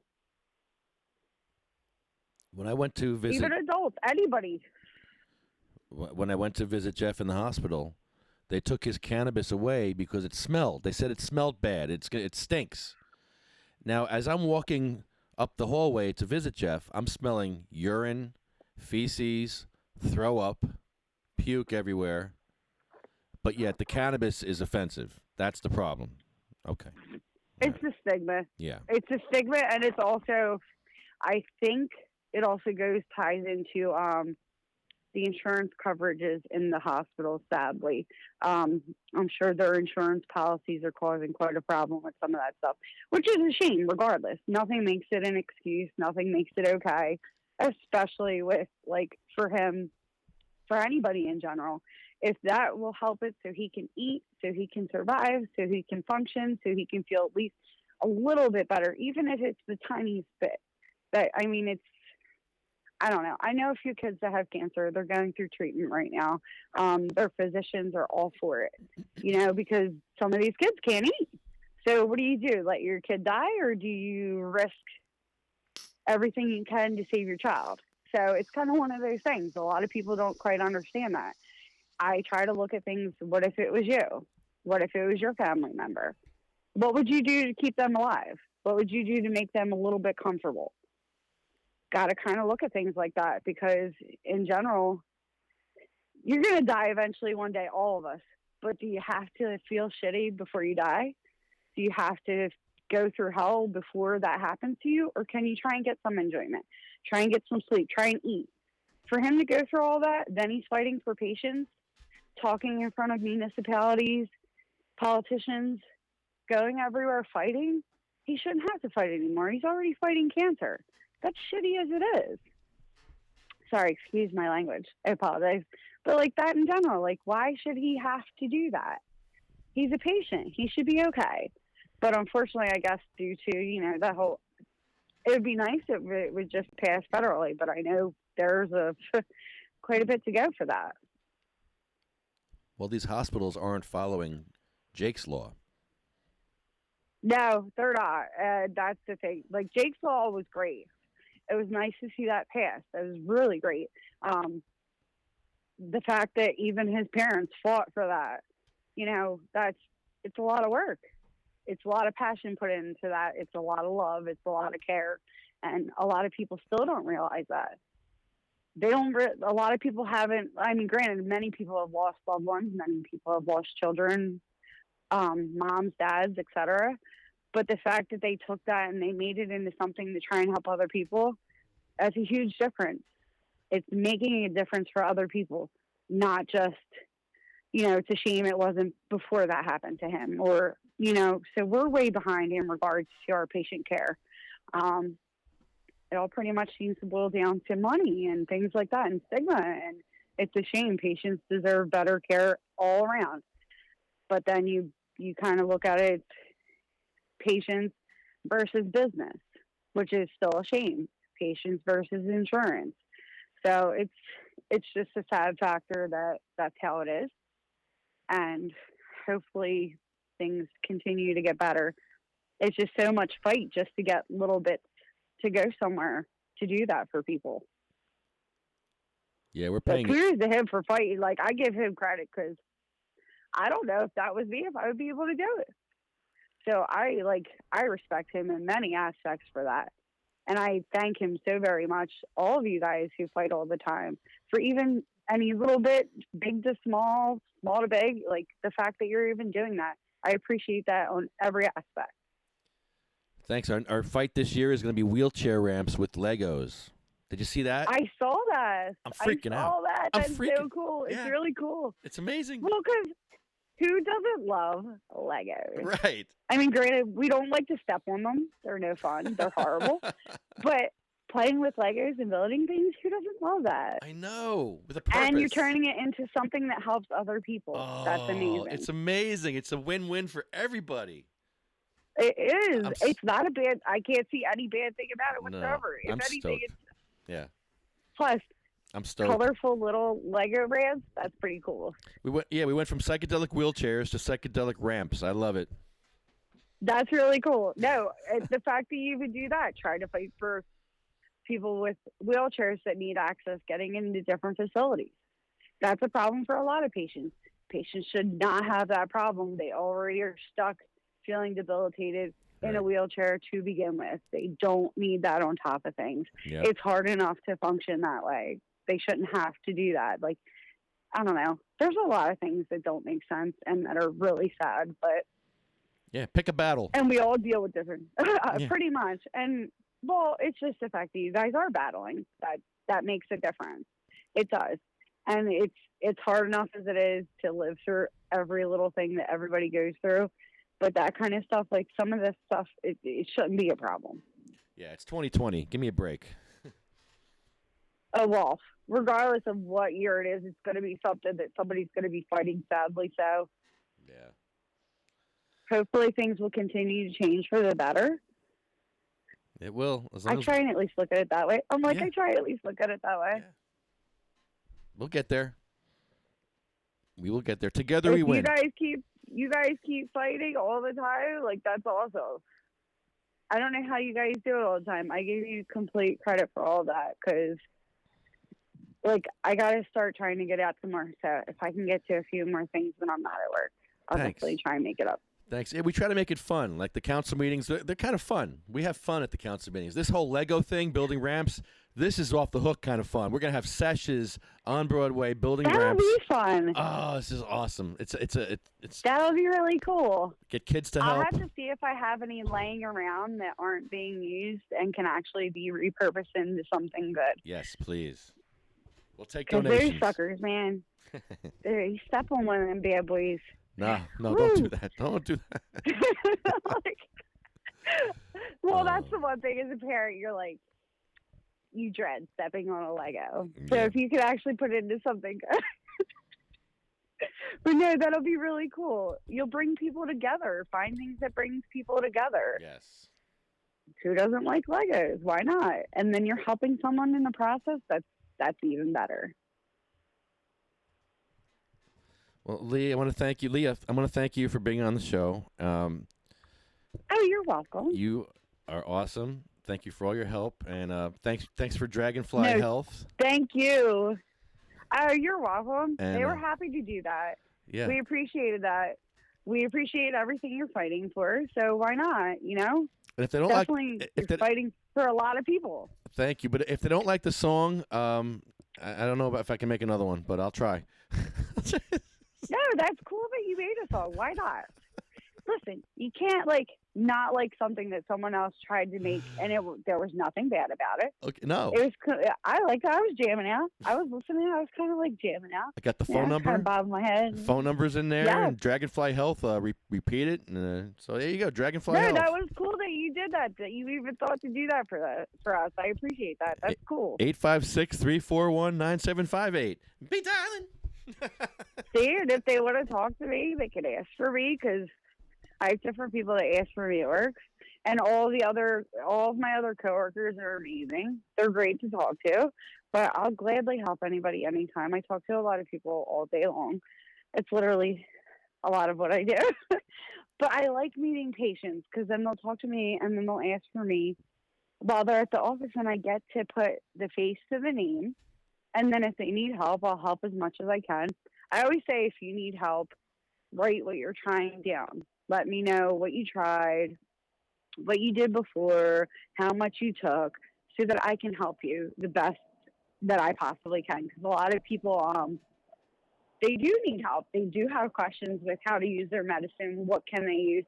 And the biggest thing about this program, and I tell everybody this, I said, if you can, try different things from different dispensaries. Form your own opinion. Don't just listen to everybody else. Everybody has opinions. Yes, I get that. I have my own as well, but it's not about what my opinion is. It's about you. Figure what you like. Try other places. Go to different places. See what they have. See what works best for you. If you don't find it, let's work with you on that. And most patients didn't even know you can go to other dispensaries. So I try and make sure that I stress that. You don't have to stay at one dispensary. You can go to others. Yes, most do require a new patient consultation if you haven't done one at their dispensary. You just go through that and you're done. Some do not. So I always say call before you drive. Check out some menus on the website. See what they have available each day, the sales, the strains. If you have questions, look on Leafly because they have a lot of info. Not always every strain, but the dispensaries have some info. If not, I can try and figure some info out for people. It's more, get yourself into different places because then if one place doesn't have what you like, another may have something that might work for you. But even if we have the same condition, does not mean what works for me will work for you. So that is the only hard part about this is figuring out what works for each person. And you just got to try to do that. Granted, it is expensive to do that. So I try when I help, I try to keep it minimal because I don't want to be like, oh, just go buy this, and this because it's pricey. So try and work with what patients are trying, see what helps them, see where you can build from that, learn to make some of your own edibles so that you have something good that you like, stuff like that. It's a lot to learn, but try, ask questions, learn different things. I learn every day. I've been learning since I've been a patient. Learn today. Leah, thank you. There's a lot to learn with this program. You're welcome. Thank you, dear. If you need me at any time, you let me know. You got it. Thank you. All right. Thanks for appearing on the Sativa Cross podcast. Leah from Dragonfly Health. Be dialing. 856-341-9758. Be dialing. That's a jam. That's a jam and a half right there.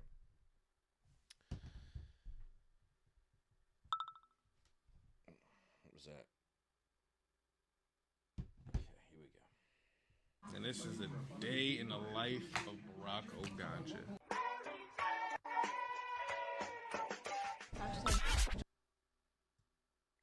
What just happened? Didn't play? Hello, America. And this is a day in the life of Barack Oganja. What happened? Kinds of crazy shit. There we go. A lot of different times they see me smoking some really good shit. It's not all about smoking. Not at all. A lot of the times we are doing very, very strenuous, mentally strenuous work. I myself am in charge of, educating people on cannabis, and as you can see, I'm like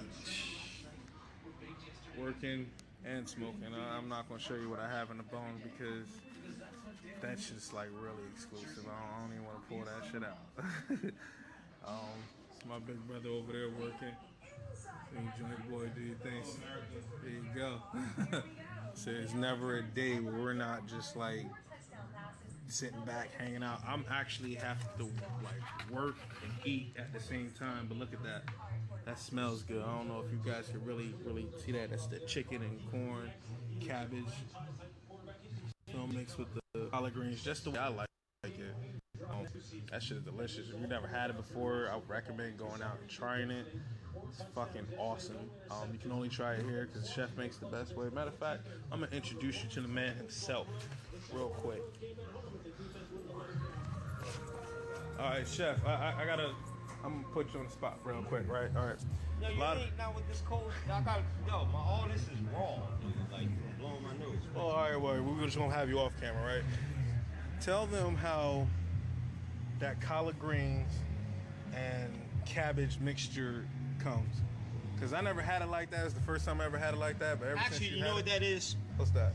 That's cabbage, collard greens, mustard greens, turnip greens. Because I had a bag, I bought the wrong bags. I guess I was high. I don't know what. So you created it in the midst of all that. That's all I did. And then I had the spice. You need some help, sir? All right, we're going to get you to work. Hi, man. Help. See, I got my man taking a quick break, but kind of bright and nice. Ghost.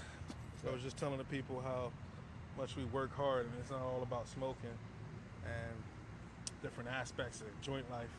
They actually get to see us with the people working on. That's the thing.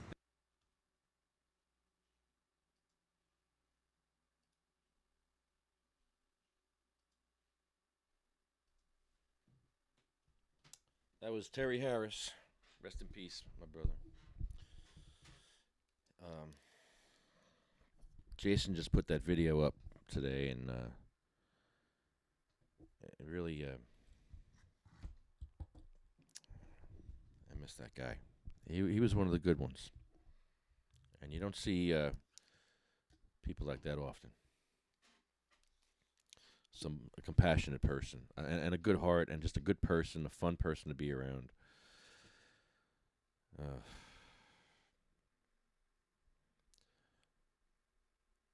I didn't want to get to the list yet. I wanted to, I guess I did.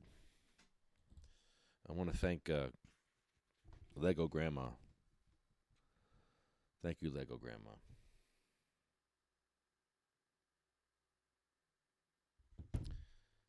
Lego Grandma is literally an angel. An angel. She solves so many problems. Hi, you're on the air. Hi, I'm on the air. Honeyb, you got your podcast coming up, your first podcast. I do. And February 29th. And is Naked Randy going to be there with you? Or are you going to have a tape version of? Are you going to have Naked Randy naked with you? Is that possible? Can we get that done? No. But not at my podcast, but I can do it, at a different time. I just recently did, a little segment with him. I saw that. He was promoting Honeybee. Isn't that awesome? Wow. Yeah, so I got to have a business meeting with him and his entourage. His entourage. And then I got to film the little advertisement for him that my partner Casey and I, well, not my business partner Casey and I are helping. Well, we're having an after party for his hamburger event that he's having in Portland at the Bassanova Ballroom. And we're going to have the after party at the Flight Lounge in Portland, which is a social club. And I am going to be interviewing him, asking him all kinds of questions. So if there's anyone out there that wants me to ask him a question, write it on this list. And then I will debut it on my podcast. So big things are happening. I'm doing it. I'm not trying anymore. I'm doing it. This is the new year with the 2020 vision. Watch this, motherfuckers. Here, hold my bong. Right? No, never mind. Give me that back. That's right. Hold it. Give it back. No, I used to say, hold my beer, but why would you give up your beer? Right. Unless you'd break it. You don't want to break your beer or your bong. Yeah, don't do either of those. No. You know, BYOB, bring your own beer, bring your own bong. That's right. So what's the deal with Randy walking around naked? I'm doing the Randy right now. I did the whole show topless today in honor of Randy. Oh, is that why you went topless? Yeah, and I tried to stick my belly out. My belly's that's sticking out. That's very nice of you. Yeah. Let's see your belly stick out. See it? It's great. No, I couldn't see it. Not as big as his. He's got a big one. Yeah, and it's like rock hard. It's not even flabby.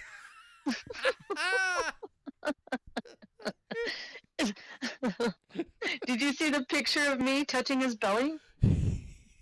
Yes. I was like, wow, that's pretty tough. Do you work out? Yeah, eating more and more hamburgers. How many did he eat? Did you watch him eat? He's going to do that on Sunday. Did you watch him eat at all? Did you see anything? Like, does I'm he going to watch him on Sunday. does he snack? I'm watching him on Sunday. Does- I get You're watching him like VIP to the event. You're Randy sitting on Sunday. Yeah, on Sunday. Does he snack during the day? Did you see him snacking or? It's not like I hung out with him all day. We met at a bar in Portland, and then we went over to Paul Stanford's office across the street. I ran the little camera for their little demo and got to hang out with him and his entourage. Did they were they we smoking? were- Were they using cannabis or no? Or can you Well, answer? you know, You don't know. They're allowed to. They're allowed to.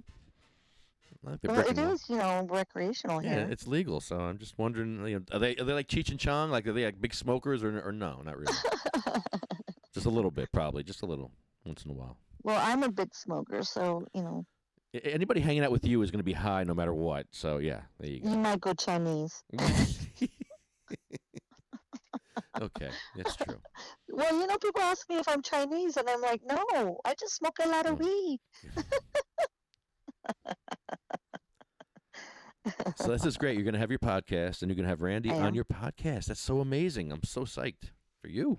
Oh my God, I know. Can you believe it? you're hitting the ground running, big time. Right. I got a lot of great backups. Not backups. I have a lot of backers, a lot of awesome people who are excited for me and are helping me. Yes, you have a good support team. That I do. They have your back. They're not putting knives in your back. They have your back. Right. Exactly. They're pushing my back. They're pushing my back and say, "Oh, this is your path." Yeah, you're bump drafting. You guys they're bump drafting. Some NASCAR talk right there. Funny.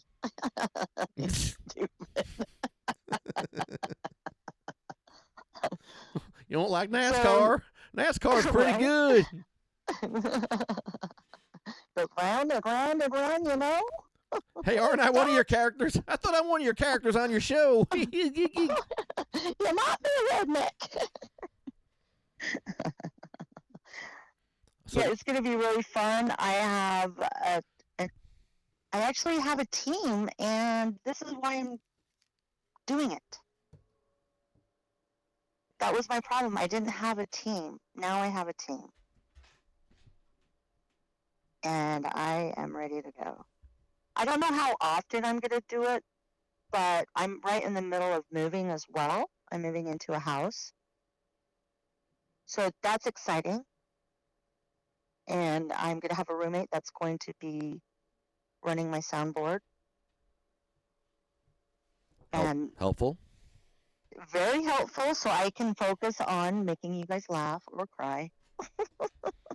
At me or with me. Like, oh, she needs help. I was crying before reading William Haney's book. I had never read the new chapters he put in here. And No way. he put a chapter in here about Sarah Weber. Uh-huh. And did you read Sarah's chapter?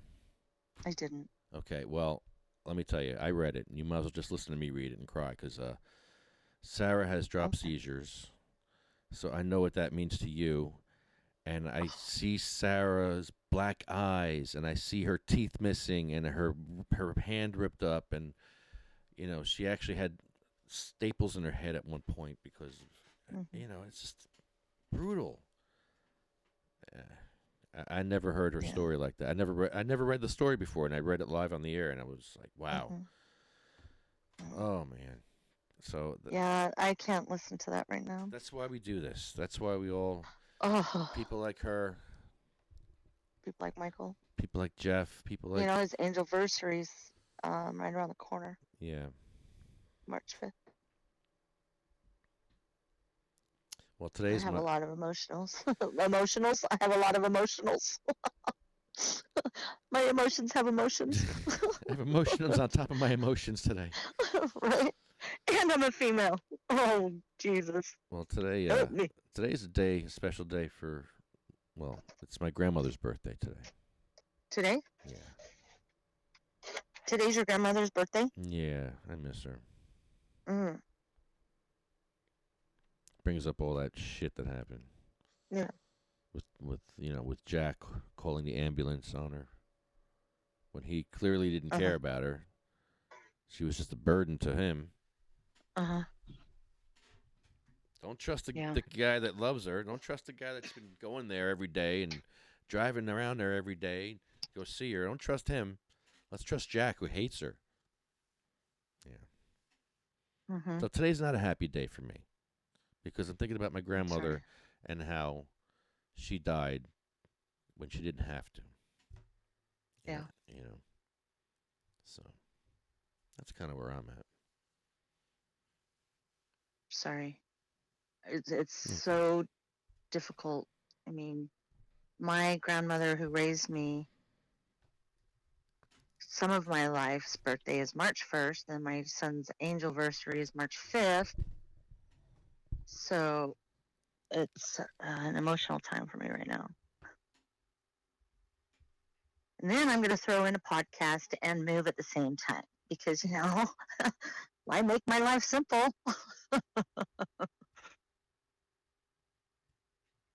But this is going to be good. I'm excited.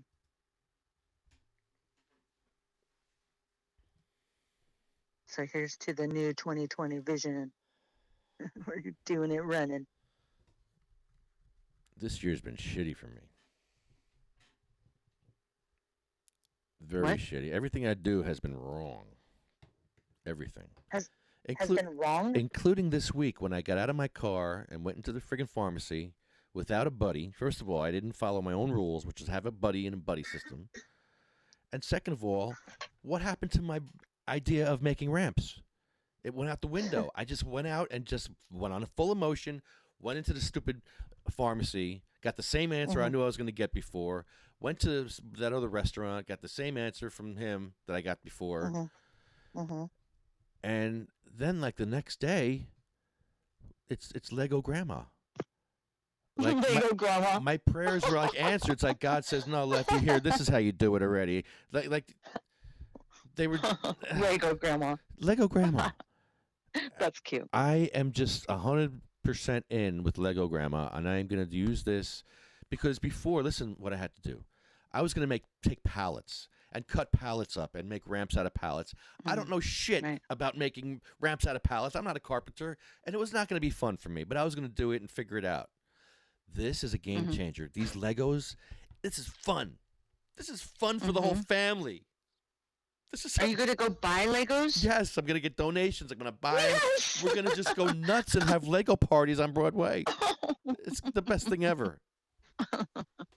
I'm super stoked.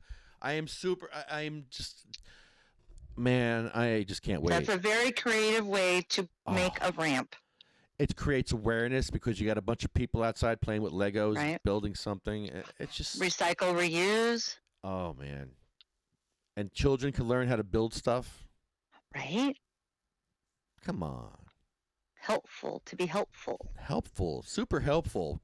I want we need to get Lego Grandma on the show. One of us. Yes. She's in Germany, so you try from that West Coast. I'll try from the East Coast, and we'll attack Germany.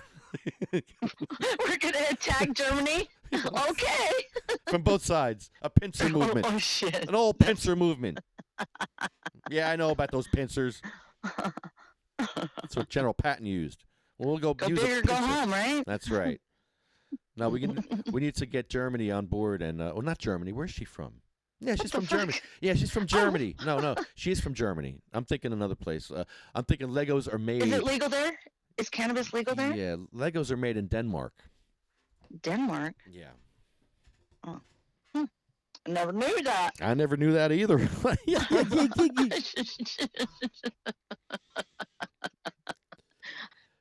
I would have thought they were made somewhere else. What time is it in Denmark right now? It's 1/2 monkey's ass, quarter to his balls. I don't know. We don't have monkeys down here. Oh, yeah, because they're in training?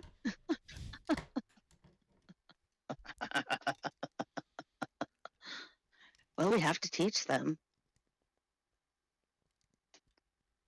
Yeah, I tried calling Denmark before, and it was they were still closed. But they're gonna. How do you call Denmark? What is their country code? You have to do 45 plus 45.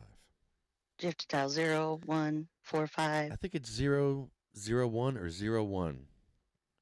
And I think it's 0, 1. Yeah. And I have a Colin. name. I have a name of somebody from marketing. Michael Moynihan. Yes, Michael. And who is that? He went to the Harvard Business School, and he's their vice president of marketing. What? I'm going to call him for donations. Oh, wow. Since we have a 501c3, well, hey. Well, we'll take your money with a smile. How do we take Legos? Can you just send us a bunch of Legos? Right. It's going for a good cause. Send us a voucher for Legos. We need like 1 million. Yes. At least. At least. To start. Just to start. It's a good number to start at, I think. You can give us our first million. Yes. I agree with that statement. Very wise words. Oh, you're very wise. Oh, wise grasshopper. What? What are you doing? CMMNJ.org. SativaCross.com. Dragonfly Health. That's our new one. Magical Butter. I like your song. Oh, Magical Butter, yay! Thank you. UFCW. You don't sing their song anymore. How come? Should I? Yeah. I haven't done that in you a while. should. I wasn't ready. All right, take over the show. Ready, go. Be funny. I think, and be funny and go. Well, you know, now that you put me on the spot, I could tell you a joke. Do you know what Jackie Chan's favorite drink is? Water!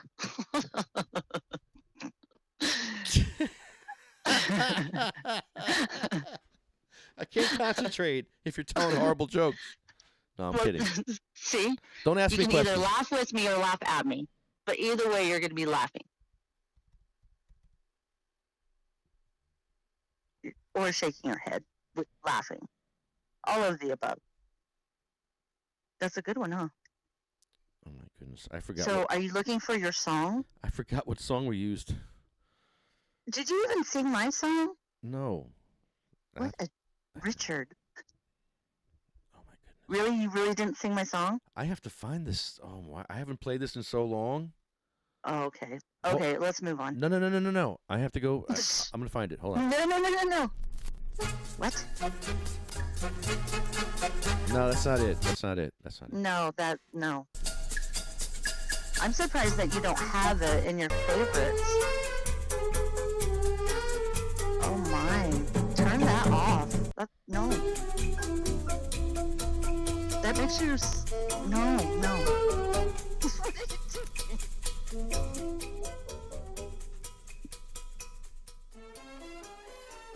So you're not having any luck? Okay, let's just move on then. No. Next time. Be funny. Be funny. Well, I'm Honeybee, so that's good. That's a good start.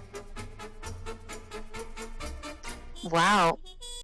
Why is it taking you so long? I have to scan the whole record. Why can't you just sing it without music?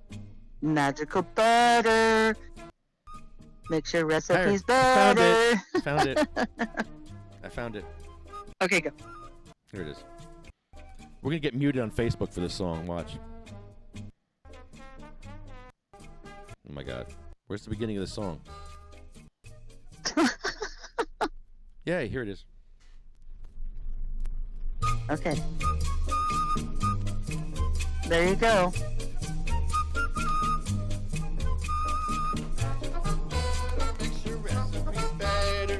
Magical butter makes your recipes better.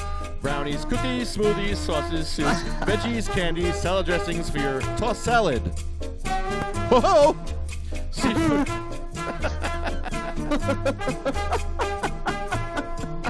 Where's the phone number? I forgot the phone number. I can't do this commercial anymore. I forgot how to do it. Here it is. My gosh. 1-800-420-4334. 1-800-420-4334. Well, maybe we should put the words down in our little... Better. MagicalButter.com. Magical Butter makes your recipe so much better. MagicalButter.com. Magical Butter makes your recipes better. Magical Butter makes your recipes better.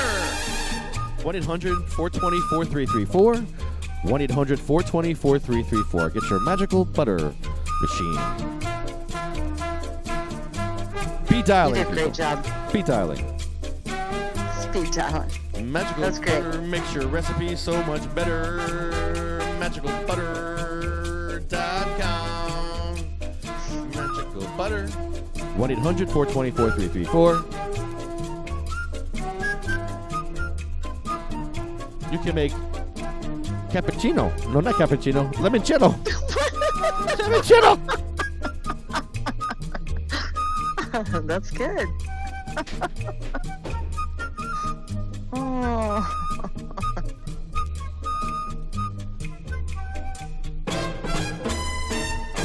I just dropped something. That's great. Good job. I just dropped something really loud. That was really loud. Uh-oh. Oh, I just broke something. Oh, well. You did a great job doing that. You should do that every time. Thanks. Thank you. You know, they have been a big supporter of Sativa Cross and Sativa Cross West.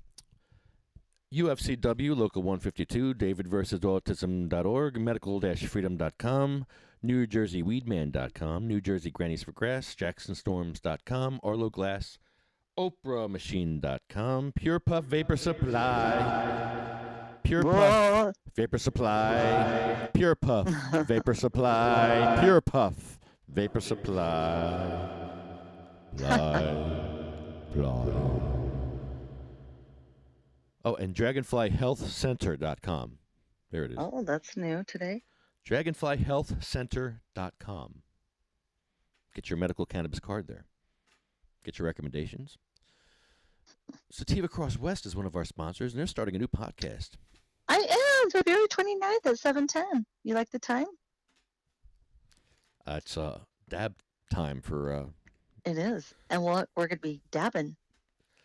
We're going to be doing strain reviews on dabs. Oh, that's right. I have a sponsor who will just bring all the dabs I need. And then some. Because, you know, I live in Oregon. And Sorry about your luck. What's the dispensary? Can you say the dispensary that's sponsoring you? Westside Wellness. Ah, that's great. Yeah. They're very generous, very kind. That's what we do in Oregon. We share. That's so much fun. Because we, you know, sleep in pot fields.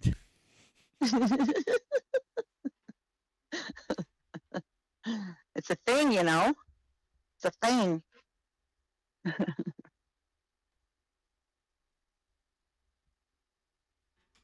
So. First name on our list. Thank you. Thank you. The first name on our list is Cheryl Miller. You what? Cheryl Miller. Oh, yes. Sabina Rose, Diane, Gracie, Cindy Mae, Marie, Jack, Joan Ford, Randy Robertson, Polly Connolly, Bill Buckman, Chad, Jeremy, Colette, Matt, Troy, Russ, Roger, Jay, Ella, Hattie, Jackie, Anthony, Jake, Armando, Felicia, Lynn, Dan, Sean, Joyce, Lori, Frank, Brian, Flo, Carl, Thorne, Frank, Terry. Man, it's a long list.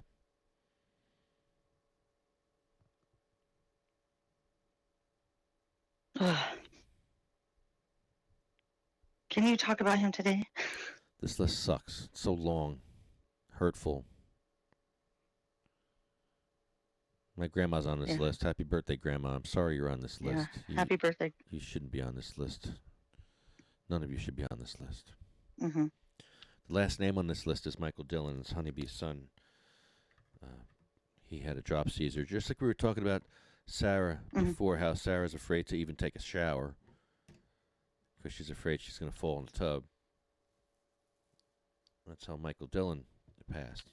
He just hit his head and didn't wake up. And Sarah has all these pictures of herself with black eyes and busted nose and teeth missing, hand ripped open,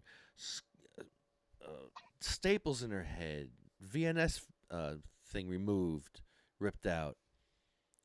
Like, she can't brace herself. When you have a drop seizure, you don't have time to stop yourself from falling. You just fall and you hit your head. Yeah. William used to try to get under his mother's head so she wouldn't bang her head on the concrete. At 5 years old, William's running to try to help his mom from keeping her head bouncing off the concrete. And other people trying to shove stuff in her mouth to stop her from swallowing her tongue, which is a fallacy. And they're sticking wallets in her mouth and sticks and hands. Just leave her alone. The 5-year-old kid knows more than you. People throwing holy water on her, on Joan. Saying, "Oh, shun her, she's bad, she's evil, she has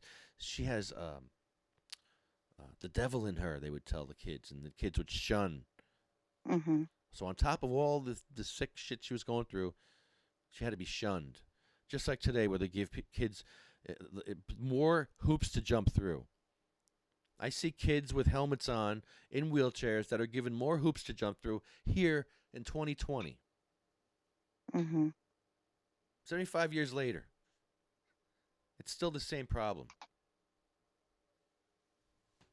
There's no compassion. It's sickening. So give 10%. Give a tithing to someone who needs it. You can give 10% of your time. You can give 10% of your cannabis. 10%. Just do it. 10% of your pot field. Yep. Not kidding. Back in the old days, that's what they would do. They would leave the outside of the fields for the poor. So the poor would come and take the outside part of the field.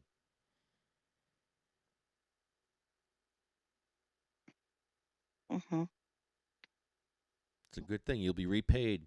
And even if you're not repaid, give happily. Just give happily. Sometimes you could be a taker. There's times where you can't give and you have to take, and that's good too. But if you can give it, and give joyfully, give happily. Don't expect anything in return, because you may not get something in return, but maybe you will. Maybe you will 1,000-fold or 1,000,000-fold, or eternally. Maybe you will. Right. Kindness is returned. It does. It comes back. It comes back to you. It does. Do you know the whole? Thank you. Thank you. Do you know the whole thing, the beginning? Because I tried to do it a couple of times and I screwed it up. For the poem? They went with songs. Yeah. Are you ready for the poem? Sure. All right. Let me say that. I want to thank everyone for tuning in. Hashtag Vote Cannabis 2020. Hashtag They Shall Grow, right? Yes. Yes. Hashtag They Shall Grow. Can you hold on real quick?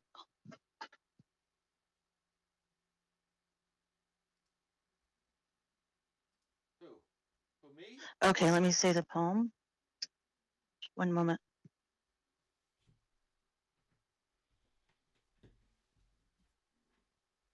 could say it.